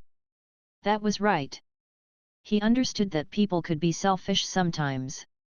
Still, it was a matter of life and death for the entire human race. It would be stupid to hide such materials at this time. Qin Dehuang didn't object. He had no idea what Sui Ping was doing with the materials and he didn't have time to ponder about it. He simply followed his orders to a T. Sui Ping picked another location that the wild beasts would potentially consider as a convenient route. That would be the place to build another formation with the available materials. He had built 4 arrays on the east side. That was not enough. Compared to the vast eastern side, the 4 formations were like 4 pebbles that everyone would overlook. Sui Ping would have been fine if he had enough material to build hundreds, or even thousands of such formations. That way the entire east side would turn into a trap, and the wild beasts would be angry enough to cuss at him. Soon after, Sui Ping arrived in Longjiang. The several shares of materials had been delivered to his store. Tang Ruyan received them on his behalf and he immediately left after picking up the new stock. He would then head to the west side. He built 5 formations on the west side and kept 2 shares of materials for later. As added bonus, he had found a well-hidden group of beasts on the west side. There were 8 void state beast kings, over 20 ocean state creatures and over 100,000 beasts of different kinds. That was a terrifying force. That army of wild beasts would have been enough to make the entire continent panic in the old days. However, that army of wild beasts was just average by the current standards. Finishing that group of wild beasts didn't put Suaping in a happy mood. If anything, his mind felt even more burdened. In the meantime, legendary battle pet warriors of the 3 defense lines were having a video conference. At the Xinjing defense line, apart from the legendary battle pet warriors that were already here, Shui Yunzhen and the bald guy had also joined in. She directly took command of the situation as soon as she arrived. After all, combat strength represented the say in all matters. The number of legendary battle pet warriors on the blue planet was small, not to mention those who were at the void state. Not only did Shui Yunzhen have the void rank, she had a wealth of experience. She was better than the 12 legendary battle pet warriors from the tower combined, and she had also earned credit and fame because of her service in the deep caves. She was the representative of the Xinjing defense line in the video conference. Xiang Fengguan was representing the Shenglong defense line. The man who had originally been in command there was Yuan Tianchen, who had recently broken through to the mid-void state. Still, he had no other choice but to step down since Xiang Fengguan was at the late stage and had been serving in the deep caves for hundreds of years. Jing Shen led his team and went to the other defense line where he also took over. Therefore, the video conference was actually among those 3, Shui Yunzhen, Xiang Fengguan, and Jing Shen. They quickly established their respective responsibilities. The defense project commenced right after the meeting. Some legendary battle pet warriors went to help the general public relocate, others went to mobilize forces to procure money or manpower for the construction. The job for the general public was to focus on the relocation efforts and avoid trouble. Thanks to the addition of Shui Yunzhen and her friends, the number of legendary battle pet warriors at the 3 defense lines were doubled. Many issues were quickly solved. Those of lower ranks and the general public were given a chance to witness what the legendary rank meant. No one dared to say no to legendary battle pet warriors. The work was carried out in a smooth and orderly manner. Suaping came back from the south. He then received a call from Qin Dehuang, who told him they had decided where the reinforced defense project would be built. Suaping asked for the details. Qin Dehuang told him about the location and the areas covered. Suaping then noticed something peculiar. The defense project would cover the base cities that were part of the Heaven Lock. What a coincidence! Who decided this? Suaping asked. Qin Dehuang immediately understood that Suaping had noticed something was off.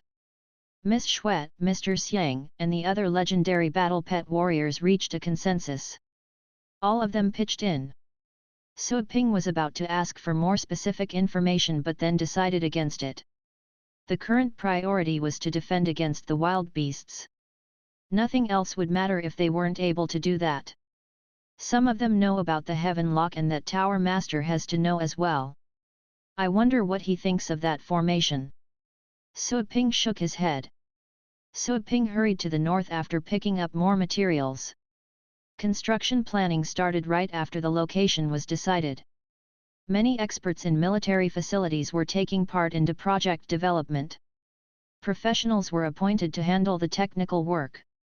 Legendary battle pet warriors were powerful, but they weren't knowledgeable in all aspects. All the summoned experts were gathered at conference rooms. All of them had extensive practical experience. Some of them had already been enjoying their retirement days. They answered the call, said goodbye to their partners and kids, and hurried over to the conference rooms across the defense line. After heated discussions that lasted about an hour and a half, the final construction drawings were approved. The next step was construction. The drawings were distributed to all related parties. The legendary battle pet warriors had then taken the mantle as team leaders. They helped mobilize resources to facilitate the construction process. Battle pet warriors were also involved in the construction. Some of their pets had no combat strength, but they had other special abilities. For example, there were pets able to naturally produce nuts and bolts, while other pets could become excavators after some training. There were pets in every aspect of humanity's day-to-day living. Apart from those used for practical purposes, there were other pets that were only kept for aesthetic reasons. Of course, when compared to battle pets, those two types were mediocre and much cheaper. Some base cities received relocation instructions while the defense construction was in progress. There were groups of people who had moved recently, but then they were told to relocate again before they even had a chance to settle down. Some people who had gone through the hassle were actually happy to see it was finally time to move for some of the previously lucky ones who hadn't moved before. On the other hand, some were upset because they had just settled down, they had purchased fixed assets and invested in certain businesses. Many were worried, they felt their situation was as precarious as it could be. Regardless, a mass migration led by the legendary battle pet warriors took place. People were unwilling to move and some even protested, but they had no choice but to give in due to the pressure exerted by the legendary pet warriors. Some of the local tyrants knew that relocating would cost them heavily. However, they too had to follow orders, otherwise, they would lose more than just resources. They would lose their lives. Dragon Swamp Continent in a Class A base city. There was a time when people swarmed to the teleportation portal. The passageway had been cut off and wild beasts attacked them. The base city was no longer crowded with people, beasts had taken their place. All the buildings were left in ruins. Some human remains were still dangling down from several places. So, we are going to save that continent to the very last, the thousand-eyed demon beast sneered and said in an unpleasant voice, the most powerful of those puny things are gathered there. Saving the best food for last. I like that. Our Lord has a bigger agenda, food is only a part of it, said a toad covered in messy dots. Haven't you heard from that fellow called Heavenly King of Good and Evil? There's a formation in that place, which has sealed off astral powers and territories of the world. Our Lord doesn't want to see new problems crop up unexpectedly by destroying the formation before the time is right. The thousand-eyed demon beast turned a dozen of its eyes to look at the toad. Listen, there's no limit in the universe, this world is just a ball. Haven't you heard that there are other puny things above the sky? They say they are much better than the puny things here. I don't care if this world is a ball or something. I'm only thinking that this is going to be our territory in the future. Those things from above the sky have already left. The other world Heavenly King said that those puny things don't come often. We can make them stay when they come back. We can get information about the world outside from them. The 9 base cities were stuffed to the brim. Those who had already experienced relocation didn't get too frustrated this time around, they had gone through the pain of leaving home once. They just went through the process again without any ruffled feathers. But, the locals of the 9 base cities were complaining those at the bottom of society were more obedient, they only had boring jobs, average families, and a short supply of courage. None of them dared to disobey the orders, especially when they were enforced by battle pet warriors and their huge battle pets. The ones who had fixed assets, bigger ambitions, and stronger forces were very unhappy. They had to leave their comfort zone and suffer greater losses. Even though people were complaining, few were fighting back.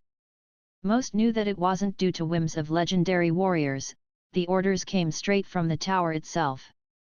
The tower was the absolute ruler on the blue planet, a single command could render a base city to pieces. No one wanted to challenge the tower, the general public saw it as an entity out of reach. They had no other choice but to listen and obey. A small number of people did try to fight back.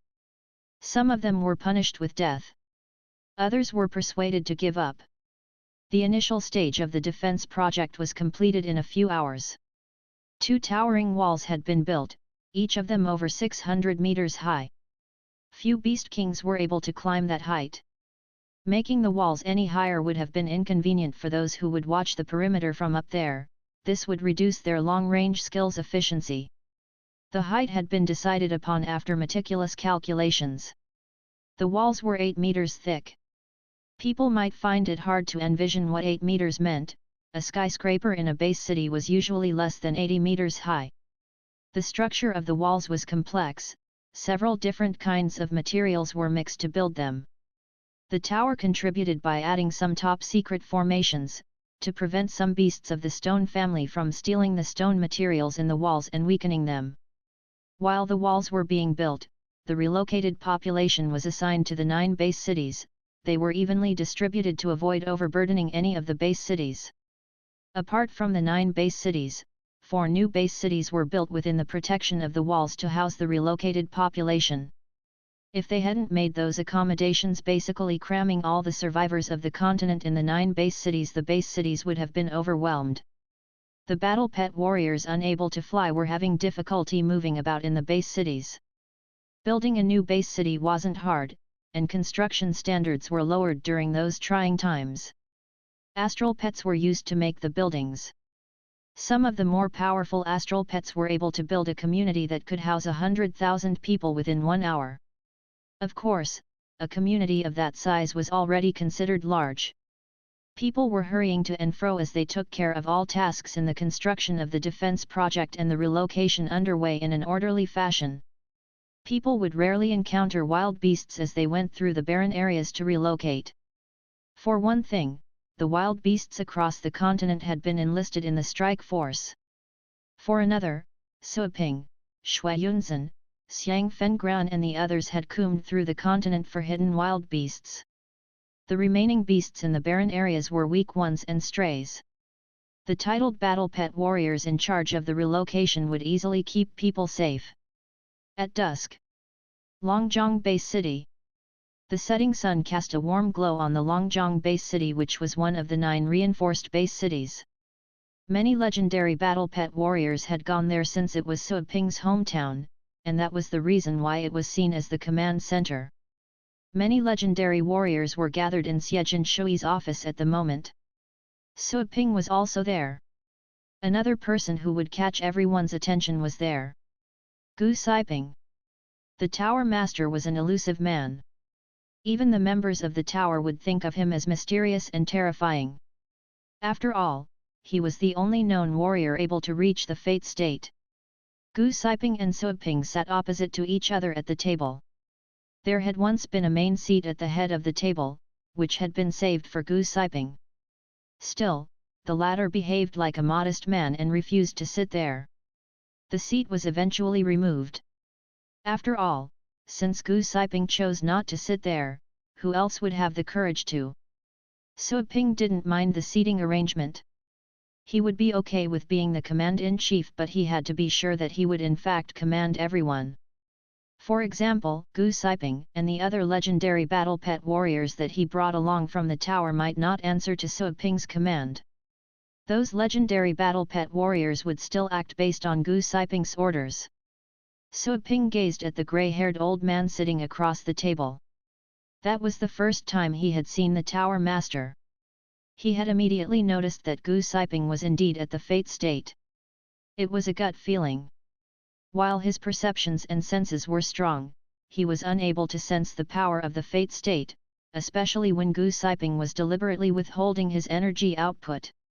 Also, even though he hadn't personally experienced the fate state, he had seen it enough times.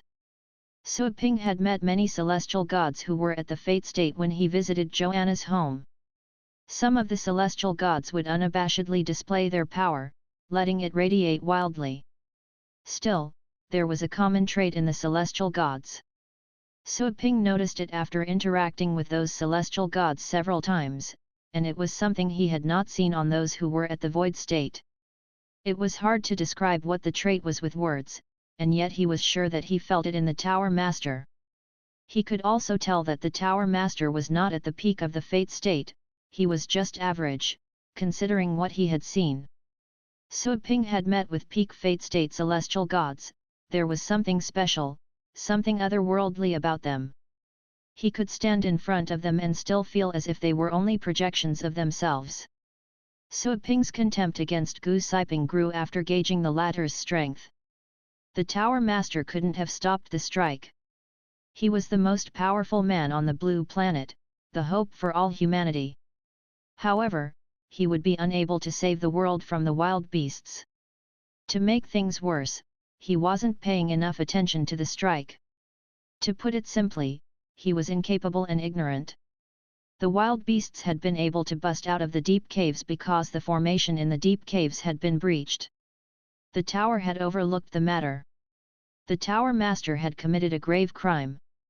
I only knew you by name. I am glad to have the chance to finally meet you. Mr. Su, you're an amazing man. I heard that you killed a Fate State beast by yourself not long ago. I believe you're also at the Fate State, Brother Su. What a pleasant surprise! Gu Siping said to Suiping with a faint smile. Suiping sneered. The Nordic continent, the West Ocean continent and the Dragon Swamp continents have been destroyed. I don't think anything is pleasant right now. The others turned a bit pale, afraid that Gu Siping would get angry. But Gu Siping didn't seem to be enraged by it. He heaved a sigh and replied, "Indeed, I am to blame for the destruction of the 3 continents. I'm too ashamed to be the commander-in-chief. I heard that you saved the Xinjiang defense line and made great contributions before, Brother Su. I think you should be the commander-in-chief this time." The many legendary battle pet warriors who came from the tower wished to object but stopped on second thought. "We're making Suiping the commander-in-chief?" A legendary battle pet warrior at the Void State from the tower voiced his worry. "Sir, don't you want to rethink this?" With golden hair and blue eyes, the man was somewhere in his 60s, apparently a former citizen from the Nordic continent. "Indeed, Brother Su is powerful, but Brother Su is still young. I don't think he has dedicated much time learning about things aside from cultivation. Commanding is no trivial matter," another man added. He also hoped that Gu Siping would remain in command. If he hadn't seen the video of Suiping killing the Fate State beast, or heard testimonies from the witnesses, the man would have directly pointed out that Suiping was completely unqualified to compete against the Tower Master. However, the man knew he could not speak of such things out loud. After all, Suiping was most likely at the Fate State. "Sir, you are not to blame for the destruction of the 3 continents. Those beasts caught us off guard, we weren't prepared for them," an old man said calmly. It was Yuan Tianchen. He never looked at Suiping, his gaze was on Gu Siping all the time. "You were also heavily injured when you were helping the West Ocean continent, and you managed to kill a Fate State beast. You have made substantial contributions. Brother Su is still young. Having a high rank doesn't equate with experience in combat. You, sir, have the most experience. For the sake of all humans around the world, I beg you to stay as the commander-in-chief." With that said, Yuan Tianchen stood up and bowed to Gu Siping. The man knew he would offend Suiping. However, in no way would he allow Suiping to become the commander-in-chief, not when he and Suiping had disputes before. He didn't know if Suiping would nurse a grudge, but he knew he would. All the people from the tower would have to follow Suiping's orders if he became the commander-in-chief, including Yuan Tianchen. He would be unable to reject being sent to fight against the most vicious of the beasts if Suiping sent him. He would die. "We also ask you to be our commander-in-chief." Another legendary battle pet warrior stood up and bowed to Gu Siping. The others from the tower looked at each other. They eventually stood up and bowed to Gu Siping. The complete row of legendary battle pet warriors sitting across the table from Suiping stood up and bowed. On the other hand, Shui Yunzhen, Xiang Fengran, Qin Dehuang, and the others sitting on Suiping's side remained seated. All of them had gotten Void State battle pets from Suiping and they felt they owed him for it. In fact, Suiping had sold those pets at an incredibly cheap price. He had earned their complete trust. "Nonsense!" Gu Siping shouted. Suiping slowly leaned back against his chair. "Hey, interesting." Suiping tapped the table with his finger. "You lot, Sua Ping glanced over at the many legendary battle pet warriors.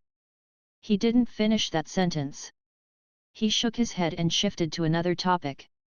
I think we can have Mr. Gu take care of command. He is more experienced than I am, and I don't want to contend against him over this. Besides, I think it's utterly ridiculous that we're arguing about such a trivial matter at this critical time. Can we please talk about serious business? How should we face the upcoming strike? Gu Siping and the others from the tower looked livid with anger. Sua Ping didn't hide his contempt, they knew that Sua Ping wasn't intending to take command. A glint of rage flashed past Gu Siping's eyes. He glared at Yuan Tianchen and the others who had begged for him to keep the position. He honestly wanted Sua Ping to take command, he wasn't faking it. He had his reasons and plans, however, those people had disrupted them. Sua Ping wanted to stay hands-off and he did not care, nor was interested in that powerful post. Persuading Sua Ping would be hard. It would be even harder to convince those that were begging him to stay in command to give up. Brother Sua is right.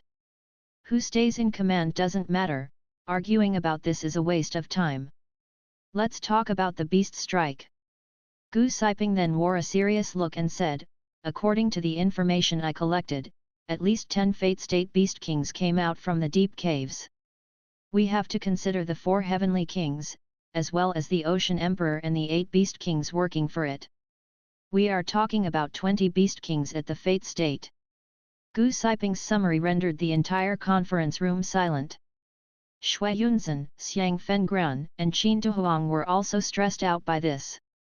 They were merely at the Void State, they usually had to exert their full strength to distract a Fate State Beast King. Defeating one would be more than difficult. That is, unless they coordinated a surprise attack. However, there were more Fate State Beasts than Void State legendary battle pet warriors. Who would attack who? Sua Ping held his breath. The number of Fate State Beasts was higher than he had expected. He knew about the 4 Heavenly Kings. But there were also 9 Fate State Beasts coming from the ocean. There were already over a dozen Beast Kings making their way over, let alone those from the ocean. To make matters worse, only the Tower Master was at the Fate State. That was ridiculous. div class equals adsbox script async src equals https://pajad2.googlesyndication.com/pajad/js/ads by google.js/script ins class equals ads by google style equals display block data add client equals ca pub 8519815186204299 data add slot equals 6818495263 data add format equals auto data full width responsive equals true/in script, ads by Google equals window.ads by Google.push/script. Sua Ping felt terrified. Humanity should have gone extinct even before those beasts from the deep caves came out. That is, if the wild beasts would have wanted to nibble the humans' territory away.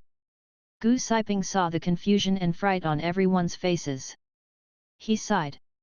The threat of ocean beasts has always been there, but the Ocean Emperor once reached an agreement with the first Tower Master. The Ocean Emperor promised that they would never invade the land.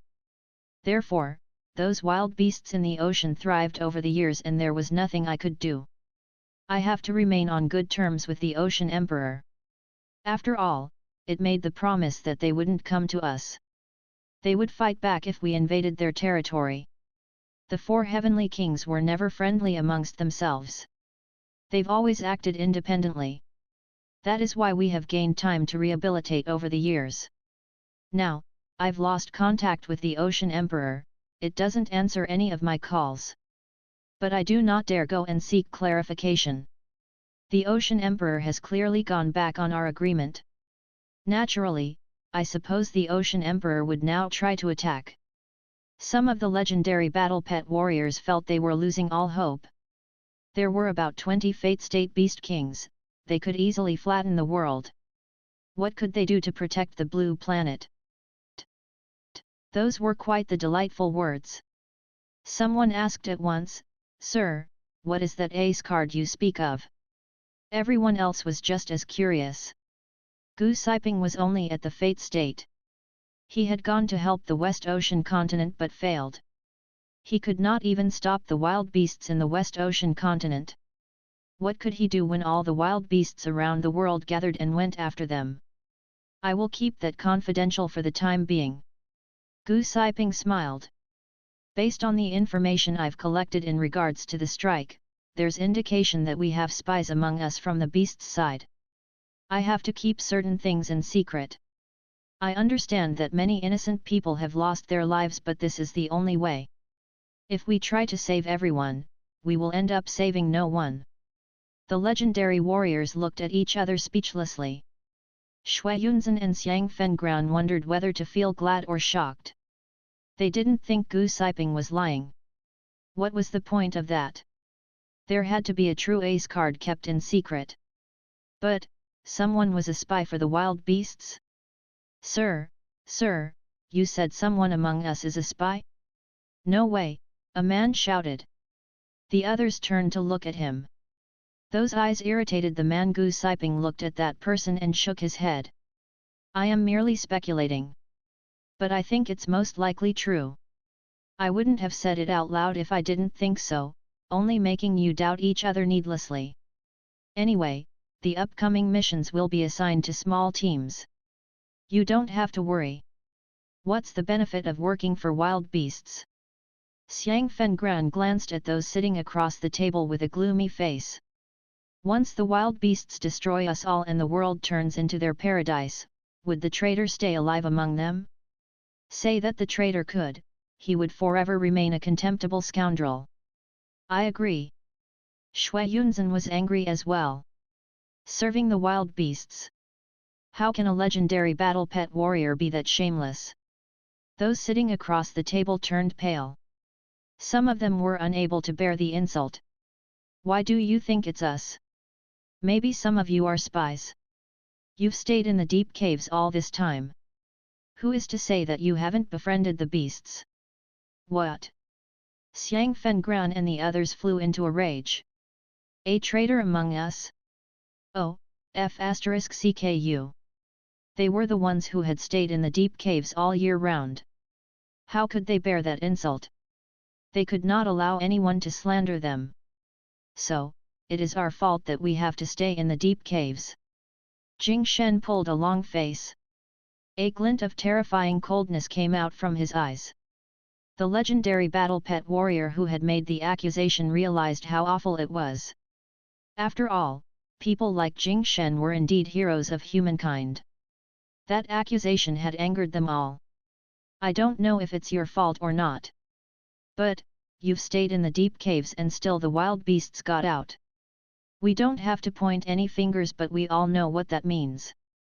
Yuan Tianchen interjected. He was also at the void state, he wasn't afraid of Xiang Fengran and the others. He might not be as powerful as those captains, but he was emboldened by knowing that Gu Siping was on his side. He also didn't think that the people who had guarded the deep caves would hurt him at this time. Internal strife? Anyone who started it would be hated by the whole world. You humph! Shut the F***ck up! Xiang Fengran pounded the table and jumped to his feet. It's our fault? We reported to the tower but they did nothing. They cautiously stayed in the deep caves and fought the wild beasts every time they got out from the corridor. Many legendary battle pet warriors had been killed because of that. Now, we are to blame? Humph! Yuan Tianchen glared back at Xiang Fengran. The other legendary battle pet warriors unleashed their astral powers to show their support for Yuan Tianchen. Similarly, even though none of them was as powerful as Xiang Fengran, they weren't afraid because Gu Siping was on their side. Nonsense! Gu Siping snarled, stunning everyone. They are all heroes. Do not talk to them like this.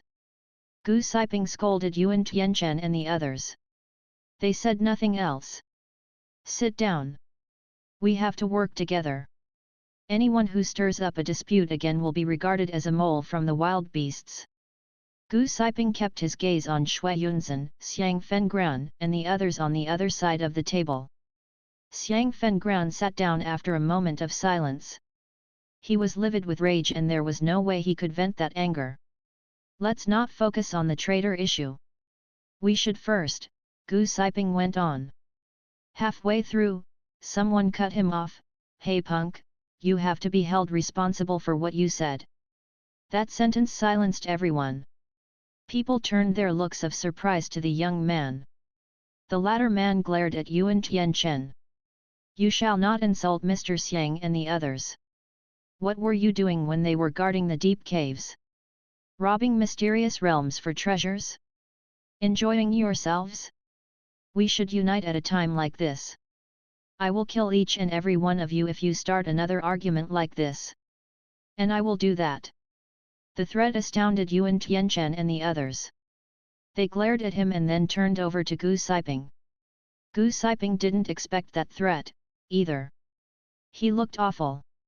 He had just said that no one should start a dispute again and Siping just did. Brother Su, we are dealing with a formidable enemy. You should set a good example. Gu Siping frowned. Right, a void state warrior chimed in. Since Gu Siping had cautioned Siping, Yuan Tianchen believed he had found his chance. Siping, I know that you are capable, but you should go and find some beasts to vent that extra energy. We are just telling the truth, don't threaten us all the time. You've already killed 2 legendary battle pet warriors at the tower and one of them was at the void state. Do you know how big that loss was for humankind? The others gazed at Siping quietly. As to the people on Siping's side, Xiang Fengran and the others had already found out and they didn't mind. What Siping said had truly moved them, they toiled endlessly in the deep caves, all to be slandered in the end. Gu Siping, the leader of all humans, had simply shifted away from that conversation in a casual manner. They were definitely not happy about that. That was a loss? Why don't you tell me? I want to know. Siping looked into Yuan Tianchen's eyes. You're also at the void state. How many fate state beasts can you kill? Yuan Tianchen knew what Siping was implying. I cannot kill beasts at the fate state. But are you implying that we can do whatever we want when we have strong powers? If that were the case, we should be able to kill titled rank warriors at will. The titled battle pet warriors standing outside the conference room. Siping sneered. It's not like you haven't done that, don't act all sanctimonious. I don't think titled warriors like what you do to them when they anger you over the slightest things. But trust me, I would give you the same treatment if you disrespect me. I don't care what people think and I don't care if I go down in history as a symbol of infamy. I just want to have a happy life right now. Try me. Yuan Tianchen and the others turned pale. This is a lunatic. They knew what Siping had done before, the young man would keep his promise. If he weren't crazy, why would he do what he did in the tower? Yuan Tianchen was seething, but eventually decided to keep quiet. He was afraid that Siping would strike him right then and there. Gu Siping would stop Siping but a battle would certainly break out. There was also the fact that Siping could kill Fate State Beast Kings. Hurting Yuan Tianchen would be more than simple. Gu Siping would not protect Yuan Tianchen for the rest of his life. Yuan Tianchen and the others remained silent. Shui Yunzhen and the others gazed at Siping. All of a sudden, they found that the young man was not as easygoing as they thought. Man was heroic, courageous, and wild. But they liked it. Li Yuanfeng covered his mouth. He would have laughed out loud if Gu Siping weren't present. Siping was his friend. A man able to sell 40 void state beasts would certainly not swallow that insult. Gu Siping's face became clouded. Siping had ignored his warning. However, he knew that arguing with Siping would make him look petty. His position didn't allow him to act boorish like Siping. He took a deep breath and calmed himself down. Gu Siping's calmness returned, but his cold eyes frightened them all. We should stop this nonsense. Gu Siping used one word to define what had just happened, which also counted as a warning to Siping. We should talk about how to deal with the beasts. You've named me Commander-in-Chief, so you must follow my orders. Siping narrowed his eyes. Nonsense? He wanted to argue with Gu Siping but stopped on second thought. He could go on, but he didn't want to waste more time. They had to talk about the real business. He didn't want to dawdle with trivial arguments. The meeting came to an end half an hour later. The whole meeting had lasted an hour, with the argument taking up half of that time. Luckily, everyone was proactive during the latter half of the meeting. They made proposals and soon reached an agreement. The legendary warriors left immediately after the meeting was over to work on their allotted tasks. Suiping was the first to leave the meeting room. He was not given any assignment. There was still nothing for him to do at the moment, not when the Beast Kings had yet to arrive. The other legendary battle pet warriors would help with the preparations. Suiping would be the flexible force able to go anywhere if needed. No one needed him at the moment, so he went back to his store. As he gazed at the setting sun, he suddenly had a feeling that it was going to be their last setting sun. I hope it's not the last setting sun on the blue planet. Suiping thought to himself. He shook his head. He went back inside and approached Tang Ruin to get the materials, then he went out to build more formations. There were 18 sets of materials and no more. Suiping didn't distribute the formations evenly on the 4 sides, he focused his efforts on the west side. He used up the 18 sets on the west side, it would slow down the beasts on that side. This would give humans some breathing room to focus on the other 3 sides first, making the job less stressful. Night fell, presenting a sky studded with stars. The construction of the defense project was about to be finished. The location had been decided at around noon, the 2 walls had almost been finished with the work done in the afternoon, up until night arrived. All the best construction pets in the continent were there to get the job done, the speed was miraculous. The migrants had moved inside the 2 walls. After the 2 walls were finished, the next thing was to set up traps outside the walls. Many Beast Kings were there to work on that task. The intelligence departments were collecting information across the continent. They were able to easily set up surveillance stations across the continent thanks to the beast hideouts clean-up efforts done by Suiping, Xiang Fengran, and the others. That would allow them to receive information immediately when the wild beasts got there. Time zipped by. Suiping was looking at the clock in the store. It was 9 in the evening. The store's upgrade would be done in 8 hours. I hope we can survive the 8 hours. Suiping felt nervous. He didn't even want to ponder about whether Gu Siping was telling the truth about the so-called ace card. He would rather rely on himself, that was his philosophy. Based on what Gu Siping had shared with them, Suiping felt that they would hardly survive the strike with the existing force. The completion of the 2 walls cheered many people up, since they acted as a symbol of hope. Nevertheless, Suiping knew that the walls could be easily destroyed by the 20-something Fate State Beast Kings when they arrived. The world inside the walls was ablaze with lights, people were hurrying to and fro. Suiping was learning formations with Joanna when some people went to the store and gingerly stuck their heads inside. They were familiar. Ah, it's you. Suiping was surprised. It was Shi Zhenxiang and Tong Tong whom he had met at the Trainers Association. Yes. The 2 girls were quite happy to see Suiping. Next, they noticed Joanna who was sitting on the couch. Joanna wore her golden hair down and her skin was snow white. The 2 girls froze on the spot, they had never seen such a perfect look. It is Mr. Su.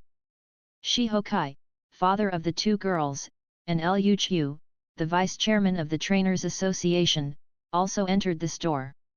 They, too, were astounded by the girl next to Suiping. They could barely look away. While Shi Hokai was still mesmerized by the sight, he suddenly felt a gaze loaded with killing intent darted at him. It came from his daughter, Shi Zhenxiang. Shi Hokai cleared his throat and flashed an embarrassed smile. Mr. Su, long time no see. We have just moved to the Longjiang base city. We know this is your hometown, so we asked around to find you. We are so happy to see you again. Is this your store? Zhenxiang and Tong Tong were interested in the store's setup. They thought that his store looked smaller than how they had imagined. Being a top trainer, they had thought that Suoping's store should have been as large as a theme park. Yes. Suoping smiled at the two innocent and cute girls. Vice Chairman Liu Chu wore a troubled look. He gazed at Suoping. Major events had taken place ever since the young man left the Holy Light Base City, for instance, the destruction of both the Nordic and the West Ocean continents. Those incidents were unbelievable, but they did happen. There was once a time when the end of the world seemed to only exist in nightmares. But the end of the world was truly coming to them in real life. Liu Chu no longer regarded Suoping as a simple top trainer. Suoping took care of the Void State Beast with ease during his visit to the Holy Light Base City, demonstrating his frightening force.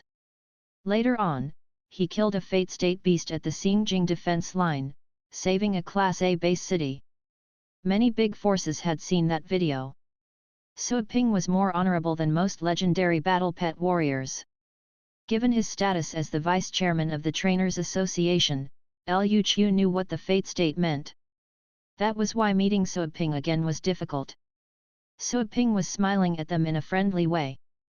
Liu Chu then took a deep breath. He felt sorry, he should have befriended Suoping earlier.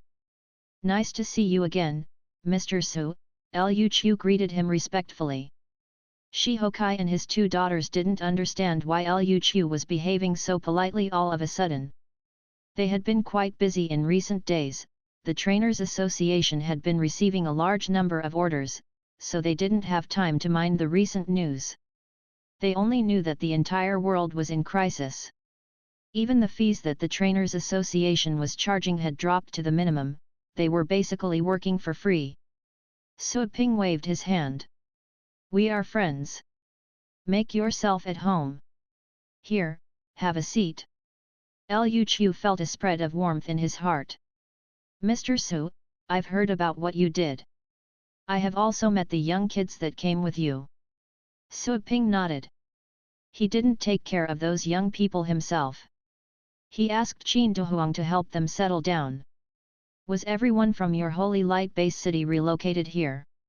Suoping asked. Liu Chu nodded and then shook his head. He sounded nervous. The members of the Trainers Association are very important lately. We were assigned to the 9 base cities inside the walls to provide training services for battle pet warriors. We are striving to make their battle pets progress before the war breaks out. Suoping nodded. Good. You've really done great work. It is only our job. You, Mr. Su, have made great contributions. All the legendary battle pet warriors at the battlefront are heroes. Liu Chu waved his hand. He was blushing slightly. His words stunned Shi Hokai and his daughters. Legendary? Suoping? Suoping is at the legendary rank? And he's a top trainer to boot. Zhenxiang and Tongtong were panting. This guy is at the legendary rank? Shi Hokai suddenly understood why Liu Chu greeted Suoping with such respect. She remembered how Suoping had been stopped at the door of the Trainers Association on his very first visit. Who would have thought that the young man whom many had teased was at the legendary rank? That's not my rank. Suoping wanted to explain, but he recalled the responses. Never mind. There was nothing he could do to clear his name. I'm glad you came to Longjiang. Come to the store in case the 2 walls break and the outer wall is breached, Suoping said to them. Liu Chu appeared to be overwhelmed by fear. Suoping surely knew something they didn't. Was the situation worse than they thought? Mr. Su. Will we die in this strike? Liu Chu asked. Suoping nodded. It's a possibility. Anyway, there's no way back, we have to fight, and that is the only way we can keep hope alive. Liu Chu was at a loss for words. Shi Hokai and his daughters were even more baffled. It was right then when Tang Ruyan and Zhong Lingtong entered the store. What? We have customers. Tang Ruyan was surprised to see people in the store. The corporate slave wore her fake smile as she hurried over. Welcome, what is it that you're looking for? We can train pets, or you can buy pets and pet food. Zhenxiang and Tong Tong turned around. Another pretty girl? As for Zhongling Tong, they immediately recognized her. Liu Chu widened his eyes when he saw Tang Ruyan, the current head of the Tang family. He could not believe it. The Tang family had changed. The incident when the Tang family destroyed the other two ancient families created a sensation. The Trainers Association had collected detailed information about that event. The general public began to hear about the young family head. No one could underestimate her. To reflect their recent status as the most powerful family of the continent, the Tang family had placed many orders at the Trainers Association for their battle pet warriors. The Tang family and the Trainers Association had been working closely. And the young head of the most powerful family of the continent was there in Suoping's store. She seems to be working here. The family head is working here. Liu Chu was still dazed as he stared at Tang Ruyan when he heard, "Nice to meet you, Vice Chairman and Master Shi." Liu Chu found the strength to look away and focus on Zhongling Tong. The latter's face was chubbier than before. She must be living a comfortable life here. Liu Chu was relieved. Finally, he would have a chance to talk with someone he didn't have to be scared of. "Ah, Tong," Liu Chu smiled kindly, "you're Mr. Su's student. You're surely close to becoming a master trainer." Shi Hokai and his two daughters were freaked out. "Master trainer? So soon?" Zhongling Tong blushed. She lowered her head and said shyly, "I have a lot more to learn from my teacher. He said I could only help battle pets learn the skills of the Thunder family. I'm just a 9th rank trainer who tends to go overboard on one subject. I have much to learn before I can become a Holy Spirit trainer." "What?" Liu Chu and Shi Hokai looked at her in a daze. Just a 9th rank trainer who tended to go overboard on one or some subjects. Just. Suoping didn't think Zhongling Tong would say anything inappropriate. He taught her the elementary rules of thunder when he reached the middle stage of the rules of thunder. She was able to help battle pet warriors learn skills of the Thunder family below the legendary rank. She was a 9th rank trainer according to the Trainers Association's grading. Still, she would have to know how to enlighten battle pets' talents first in order to become a Holy Spirit trainer. He wasn't planning on teaching her that right then, given that Suoping had only mastered the elementary agility himself.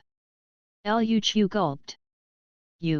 You can help battle pets learn 9th rank skills." Zhongling Tong nodded and added, "But just of the Thunder family." 211 They were speechless. "What do you mean by just? Were you thinking about making a battle pet learn the 9th rank skills of every family? That was harder than becoming a Holy Spirit trainer. So, staying with a freak would make a person a freak." Liu Chu thought to himself. He had once made a deal with Suoping that their students would compete against each other when they met again. But, no competition was needed. "I'm glad you're here," Suoping said to Liu Chu and then turned to Zhongling Tong. "I don't have time to teach you the basics, because I have no idea what they are. Go and help Mr. Liu. Train the battle pets that are going to go to the battleground. Learn and have a feel of that practice from practice." Zhongling Tong said gladly, "Sir, thank you." She was too bored while staying there. She had spent all her time dining and playing around, still, she would sometimes help clean the store. She didn't have to do anything else and Suoping barely talked to her. As for her studies, she had to rely on herself. She would still feel the urge to ask questions to Suoping, though. Sometimes, she couldn't even find him. When she did find him, he would tell her to find answers by herself. Finally, she was able to practice the strange rules of thunder on battle pets. Liu Chu curled his lips. This girl. She's already a top trainer at such a young age. The people of the Trainers Association would find this news mind-blowing. "Brother Liu, I'll be troubling you to take care of her," Suoping said. Liu Chu came back to his senses and nodded. Shi Hokai and his daughters were confused, they had mixed feelings about that. The girl was a top trainer. That was their lifelong goal. Soon after, Shi Hokai and his daughters, Lu Qiu and Zhongling Tong left together. Tang Ruyan was still at the store, so Ping told her to ask around for information if she had nothing else to do. The store had no business at the moment. Tang Ruyan went to deal with that task. She could borrow the strength of the Tang family. The day became darker. So Ping stayed in the Longjiang base city. He would fly to monitor the two walls every now and then. He noticed that the relocation had almost been completed. He had no idea when the wild beasts would get there. He had to wait while the store was still being upgraded, and he wouldn't even dare go to a cultivation site at the moment. What if the beasts showed up while he was exploring? He didn't want to save humans when the world went to hell, neither did he want to become the hero of the age. Still, he would be the first to go to the front line when the wild beasts arrived. He would go back to recover when he could no longer handle the fight, and then he would go back at it again. That was his plan. Saving the world when it was going to end? Those scenarios only happened in novels. He didn't even know if he could survive.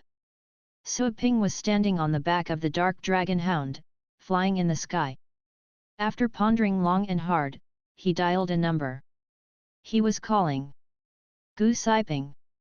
Are you free? I have some questions for you. Hey. They had exchanged phone numbers at the meeting so they could stay in contact. Still, Gu Saiping was surprised by the call. Gu Saiping didn't receive any information of any sudden strike to the continent. What is it? Gu Saiping asked, indifferently. So Ping ignored his dismissive attitude. He went straight to the point. It's about the Heaven Executors and the Heaven Lock. The new defense line can completely protect the Heaven Lock. That is no coincidence. Tell me. What are you planning? I hope you can reveal certain secrets, and I think I'm qualified to know. Gu Saiping narrowed his eyes. Heaven Lock? What is that? I don't understand, he replied in a deep voice. So Ping squinted his eyes. Don't play dumb, it's pointless. You should know about the time when the otherworld Heavenly King came to Longjiang. I remembered that our mayor went to ask for help from the tower, but you refused. Why? Weren't you afraid that the base city would be destroyed and the formation base could be flattened? Gu Saiping answered after a few seconds of silence, where did you hear this? Don't get me started. There's no time to stray from the topic. So Ping was annoyed. He pressed down his anger and continued, I was wondering if we should open the Heaven Lock. If you don't tell me, I'll go ahead and do it myself. Gu Saiping shouted, are you kidding me? Do you even know what will happen?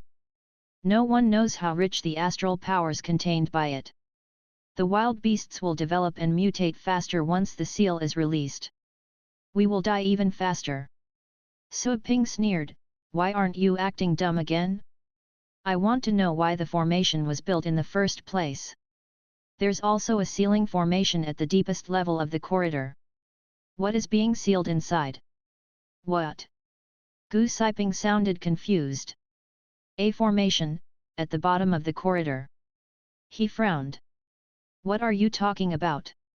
Did you go there? You found a formation. So Ping said coldly, you're the leader of the world. Don't you think it's insulting to us all if you continue beating around the bush? Gu Saiping was furious.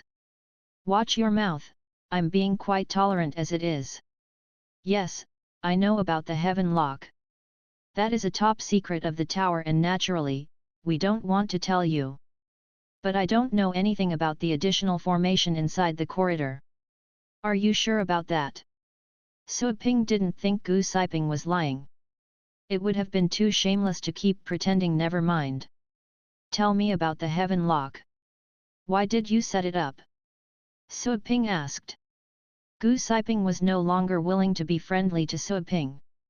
Coldly, he said, I just said that it's top secret, it's not for you to know.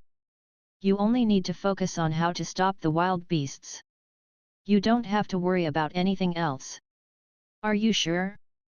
I will open up the formation if you don't tell me. You'll have to face the consequences. Suiping threatened Gu Siping. Arrogant.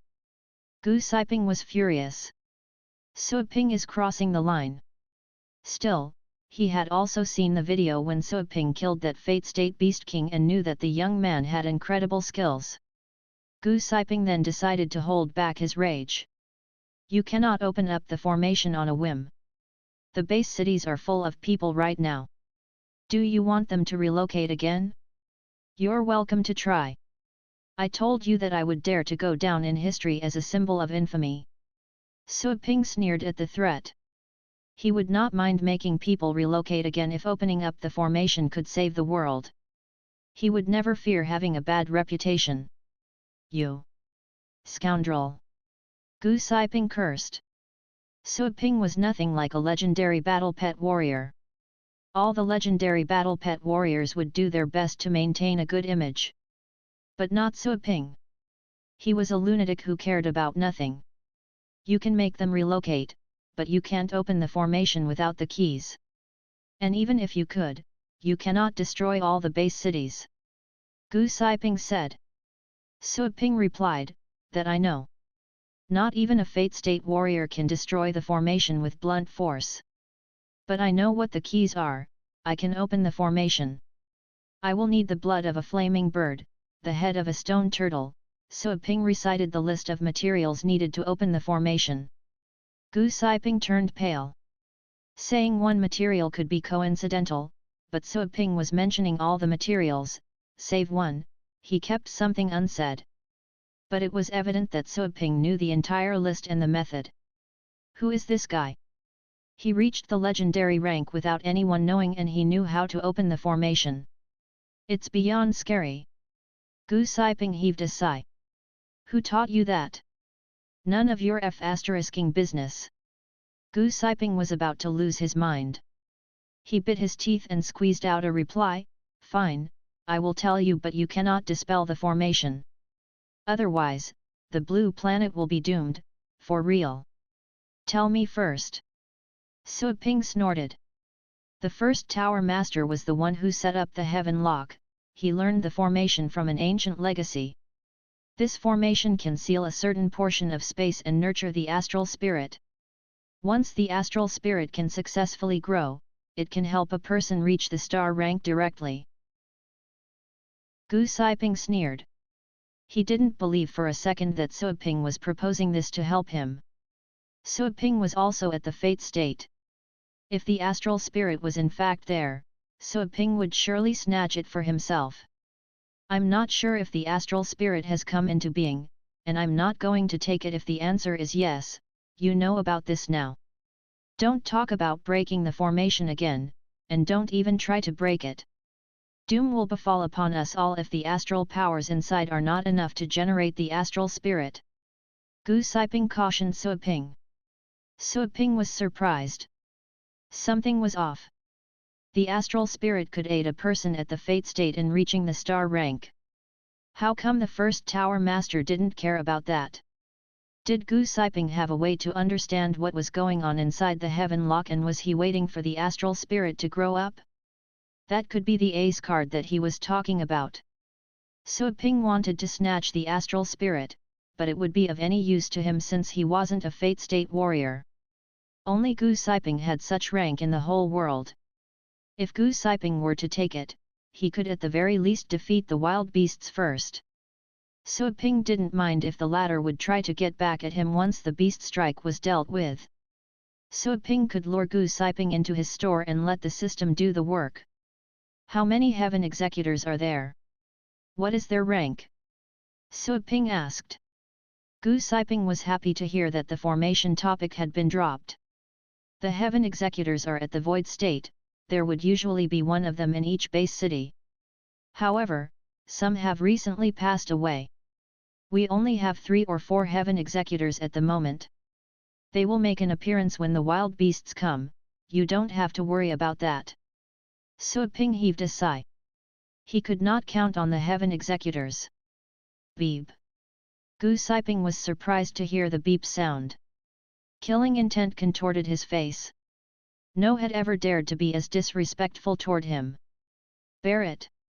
He clenched his fist and pocketed his phone. Suaping went back to his store. He went to see Joanna and asked her about the astral spirit. Astral spirit?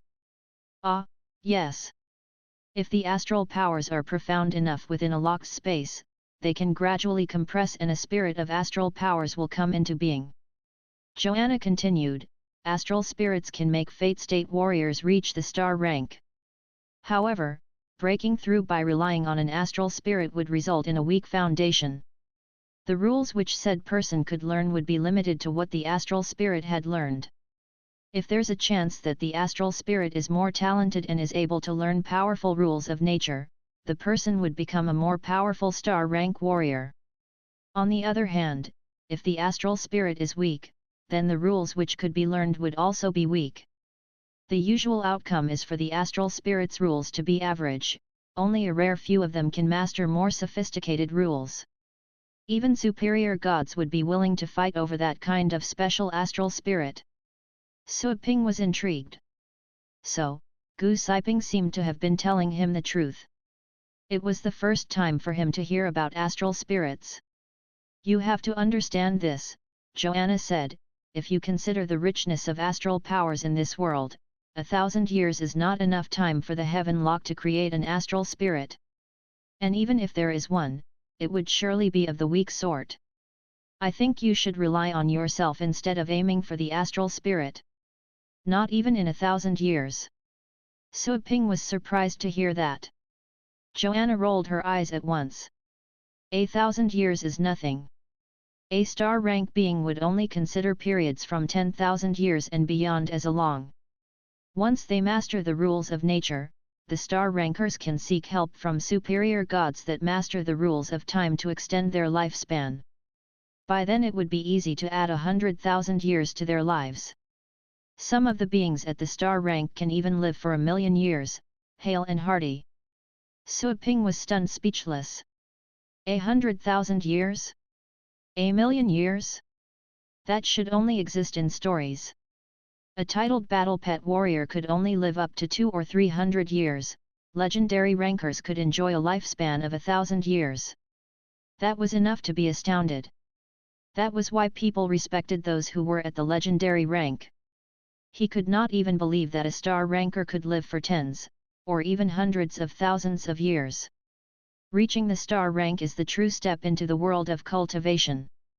You're still outside the door.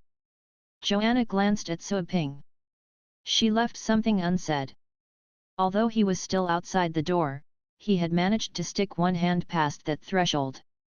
After all, the fact that he had a rudimentary control over the power of rules while still being at the titled rank was enough to shock the world.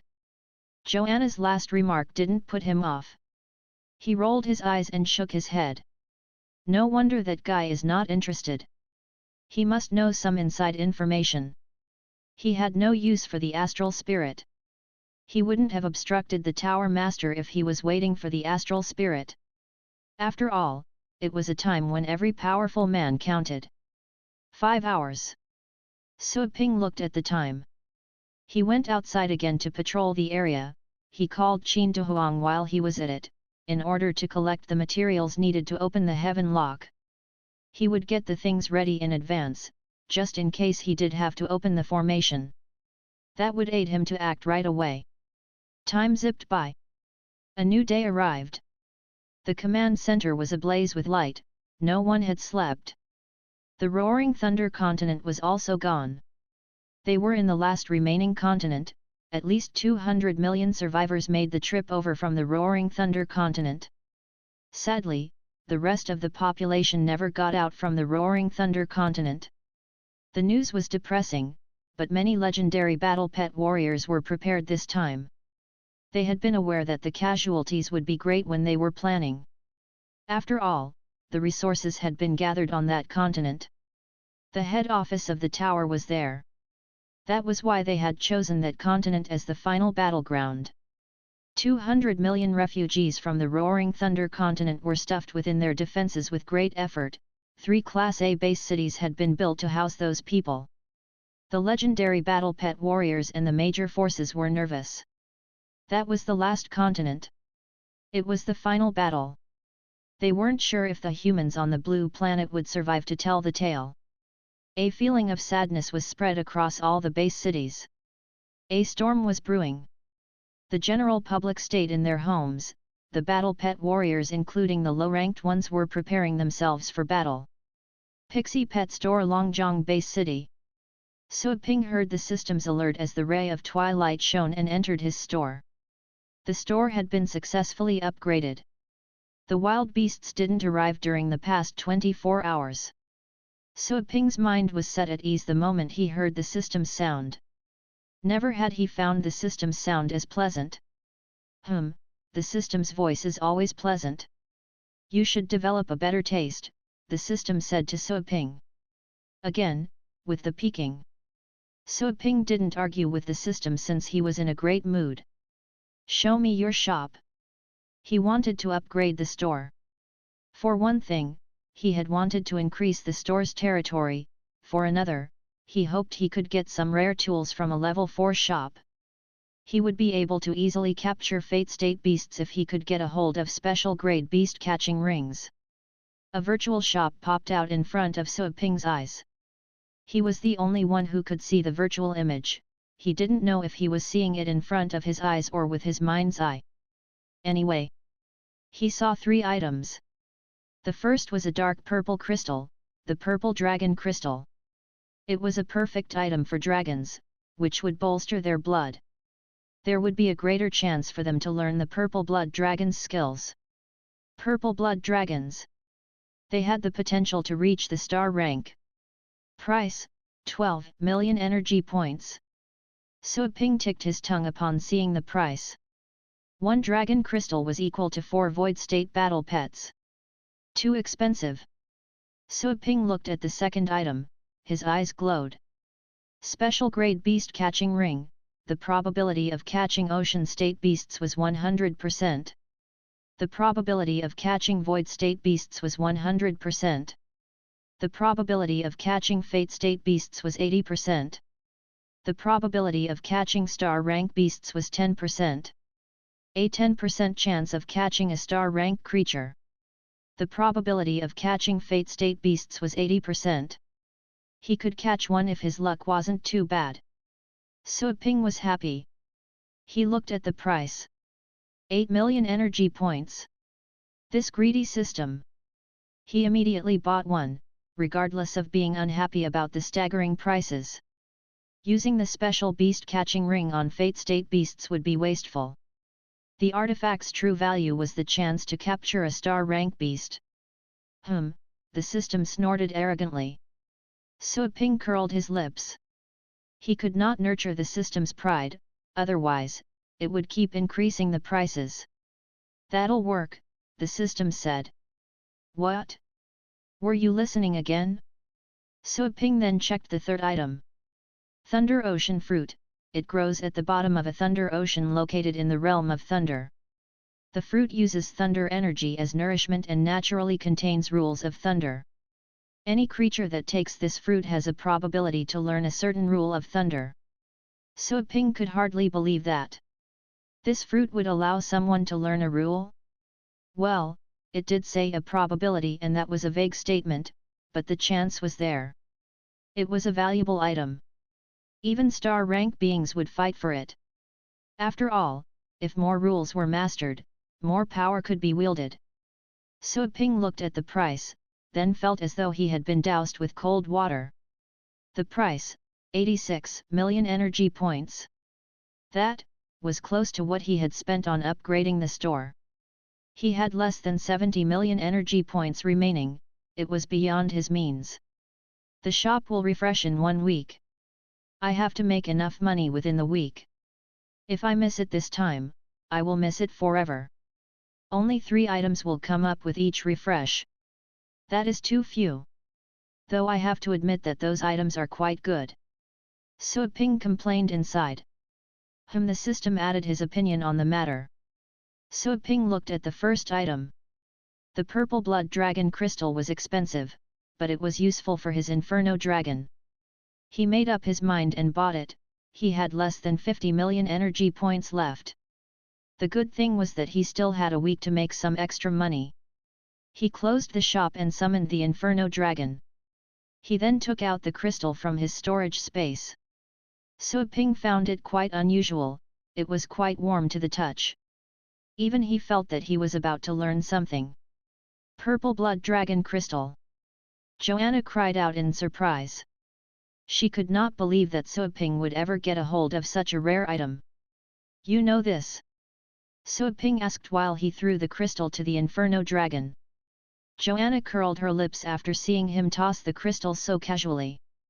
She explained, the purple blood dragon crystal is formed with the blood and energy of a purple blood dragon upon death. It can only be preserved in special conditions. If an average dragon were to take this, its bloodline would improve, even inheriting part of the purple blood dragon's bloodline. The dragon could even reach the star rank because of this. Sui Ping nodded, he admired Joanna's resourcefulness. Roar! The Inferno Dragon bellowed after having eaten the crystal, its scales were glistening with a purple glow. Bolts of lightning came crashing down near the Inferno Dragon. There were red flames amid the bolts of lightning. The Inferno Dragon's bones were cracking, it was changing drastically. Sui Ping noticed that the Inferno Dragon was growing, breaking through from the intermediate position of the 9th rank to the peak of the 9th rank. One more step and the dragon would become a beast king. The dragon stopped growing, however, its energy was much denser than before. Sui Ping even had a feeling that he was standing in front of a fate state dragon. The effect of the purple blood dragon crystal was even more beneficial than he would have imagined. He looked at the pet, its combat strength had grown to 38 from 26. The Inferno Dragon was second only to the little skeleton. Still, its combat strength was still below the fate state. According to the system, the combat strength of the fate state was from 50 to 100. Even so, the growth in combat strength was astonishing, and the crystal had yet to be fully digested. There was still room for growth. The 12 million energy points had been well spent. Sui Ping was quite happy. He went to the pet room, which was 3 times larger than before. He saw a mark that said upgrade on the nursing pens. He currently had middle-level nursing pens, 100,000 energy points were required to upgrade them to the advanced level. Sui Ping curled his lips, he had spent too much on the upgrade. Still, he would have to upgrade the nursing pens sooner or later. Upon further thought, he decided to upgrade 5 of the nursing pens. Minus 50,000 energy points. Sui Ping told the Inferno Dragon to enter one of the nursing pens. The animal teeth around the new nursing pens had changed. Some peculiar grains were found on the teeth. Those new nursing pens had a 1% chance of inspiring a pet's talent. That was the benefit of the upgrade. The probability was just 1%, but it was good enough. Sooner or later, pets would attain new talents if they stayed there long enough.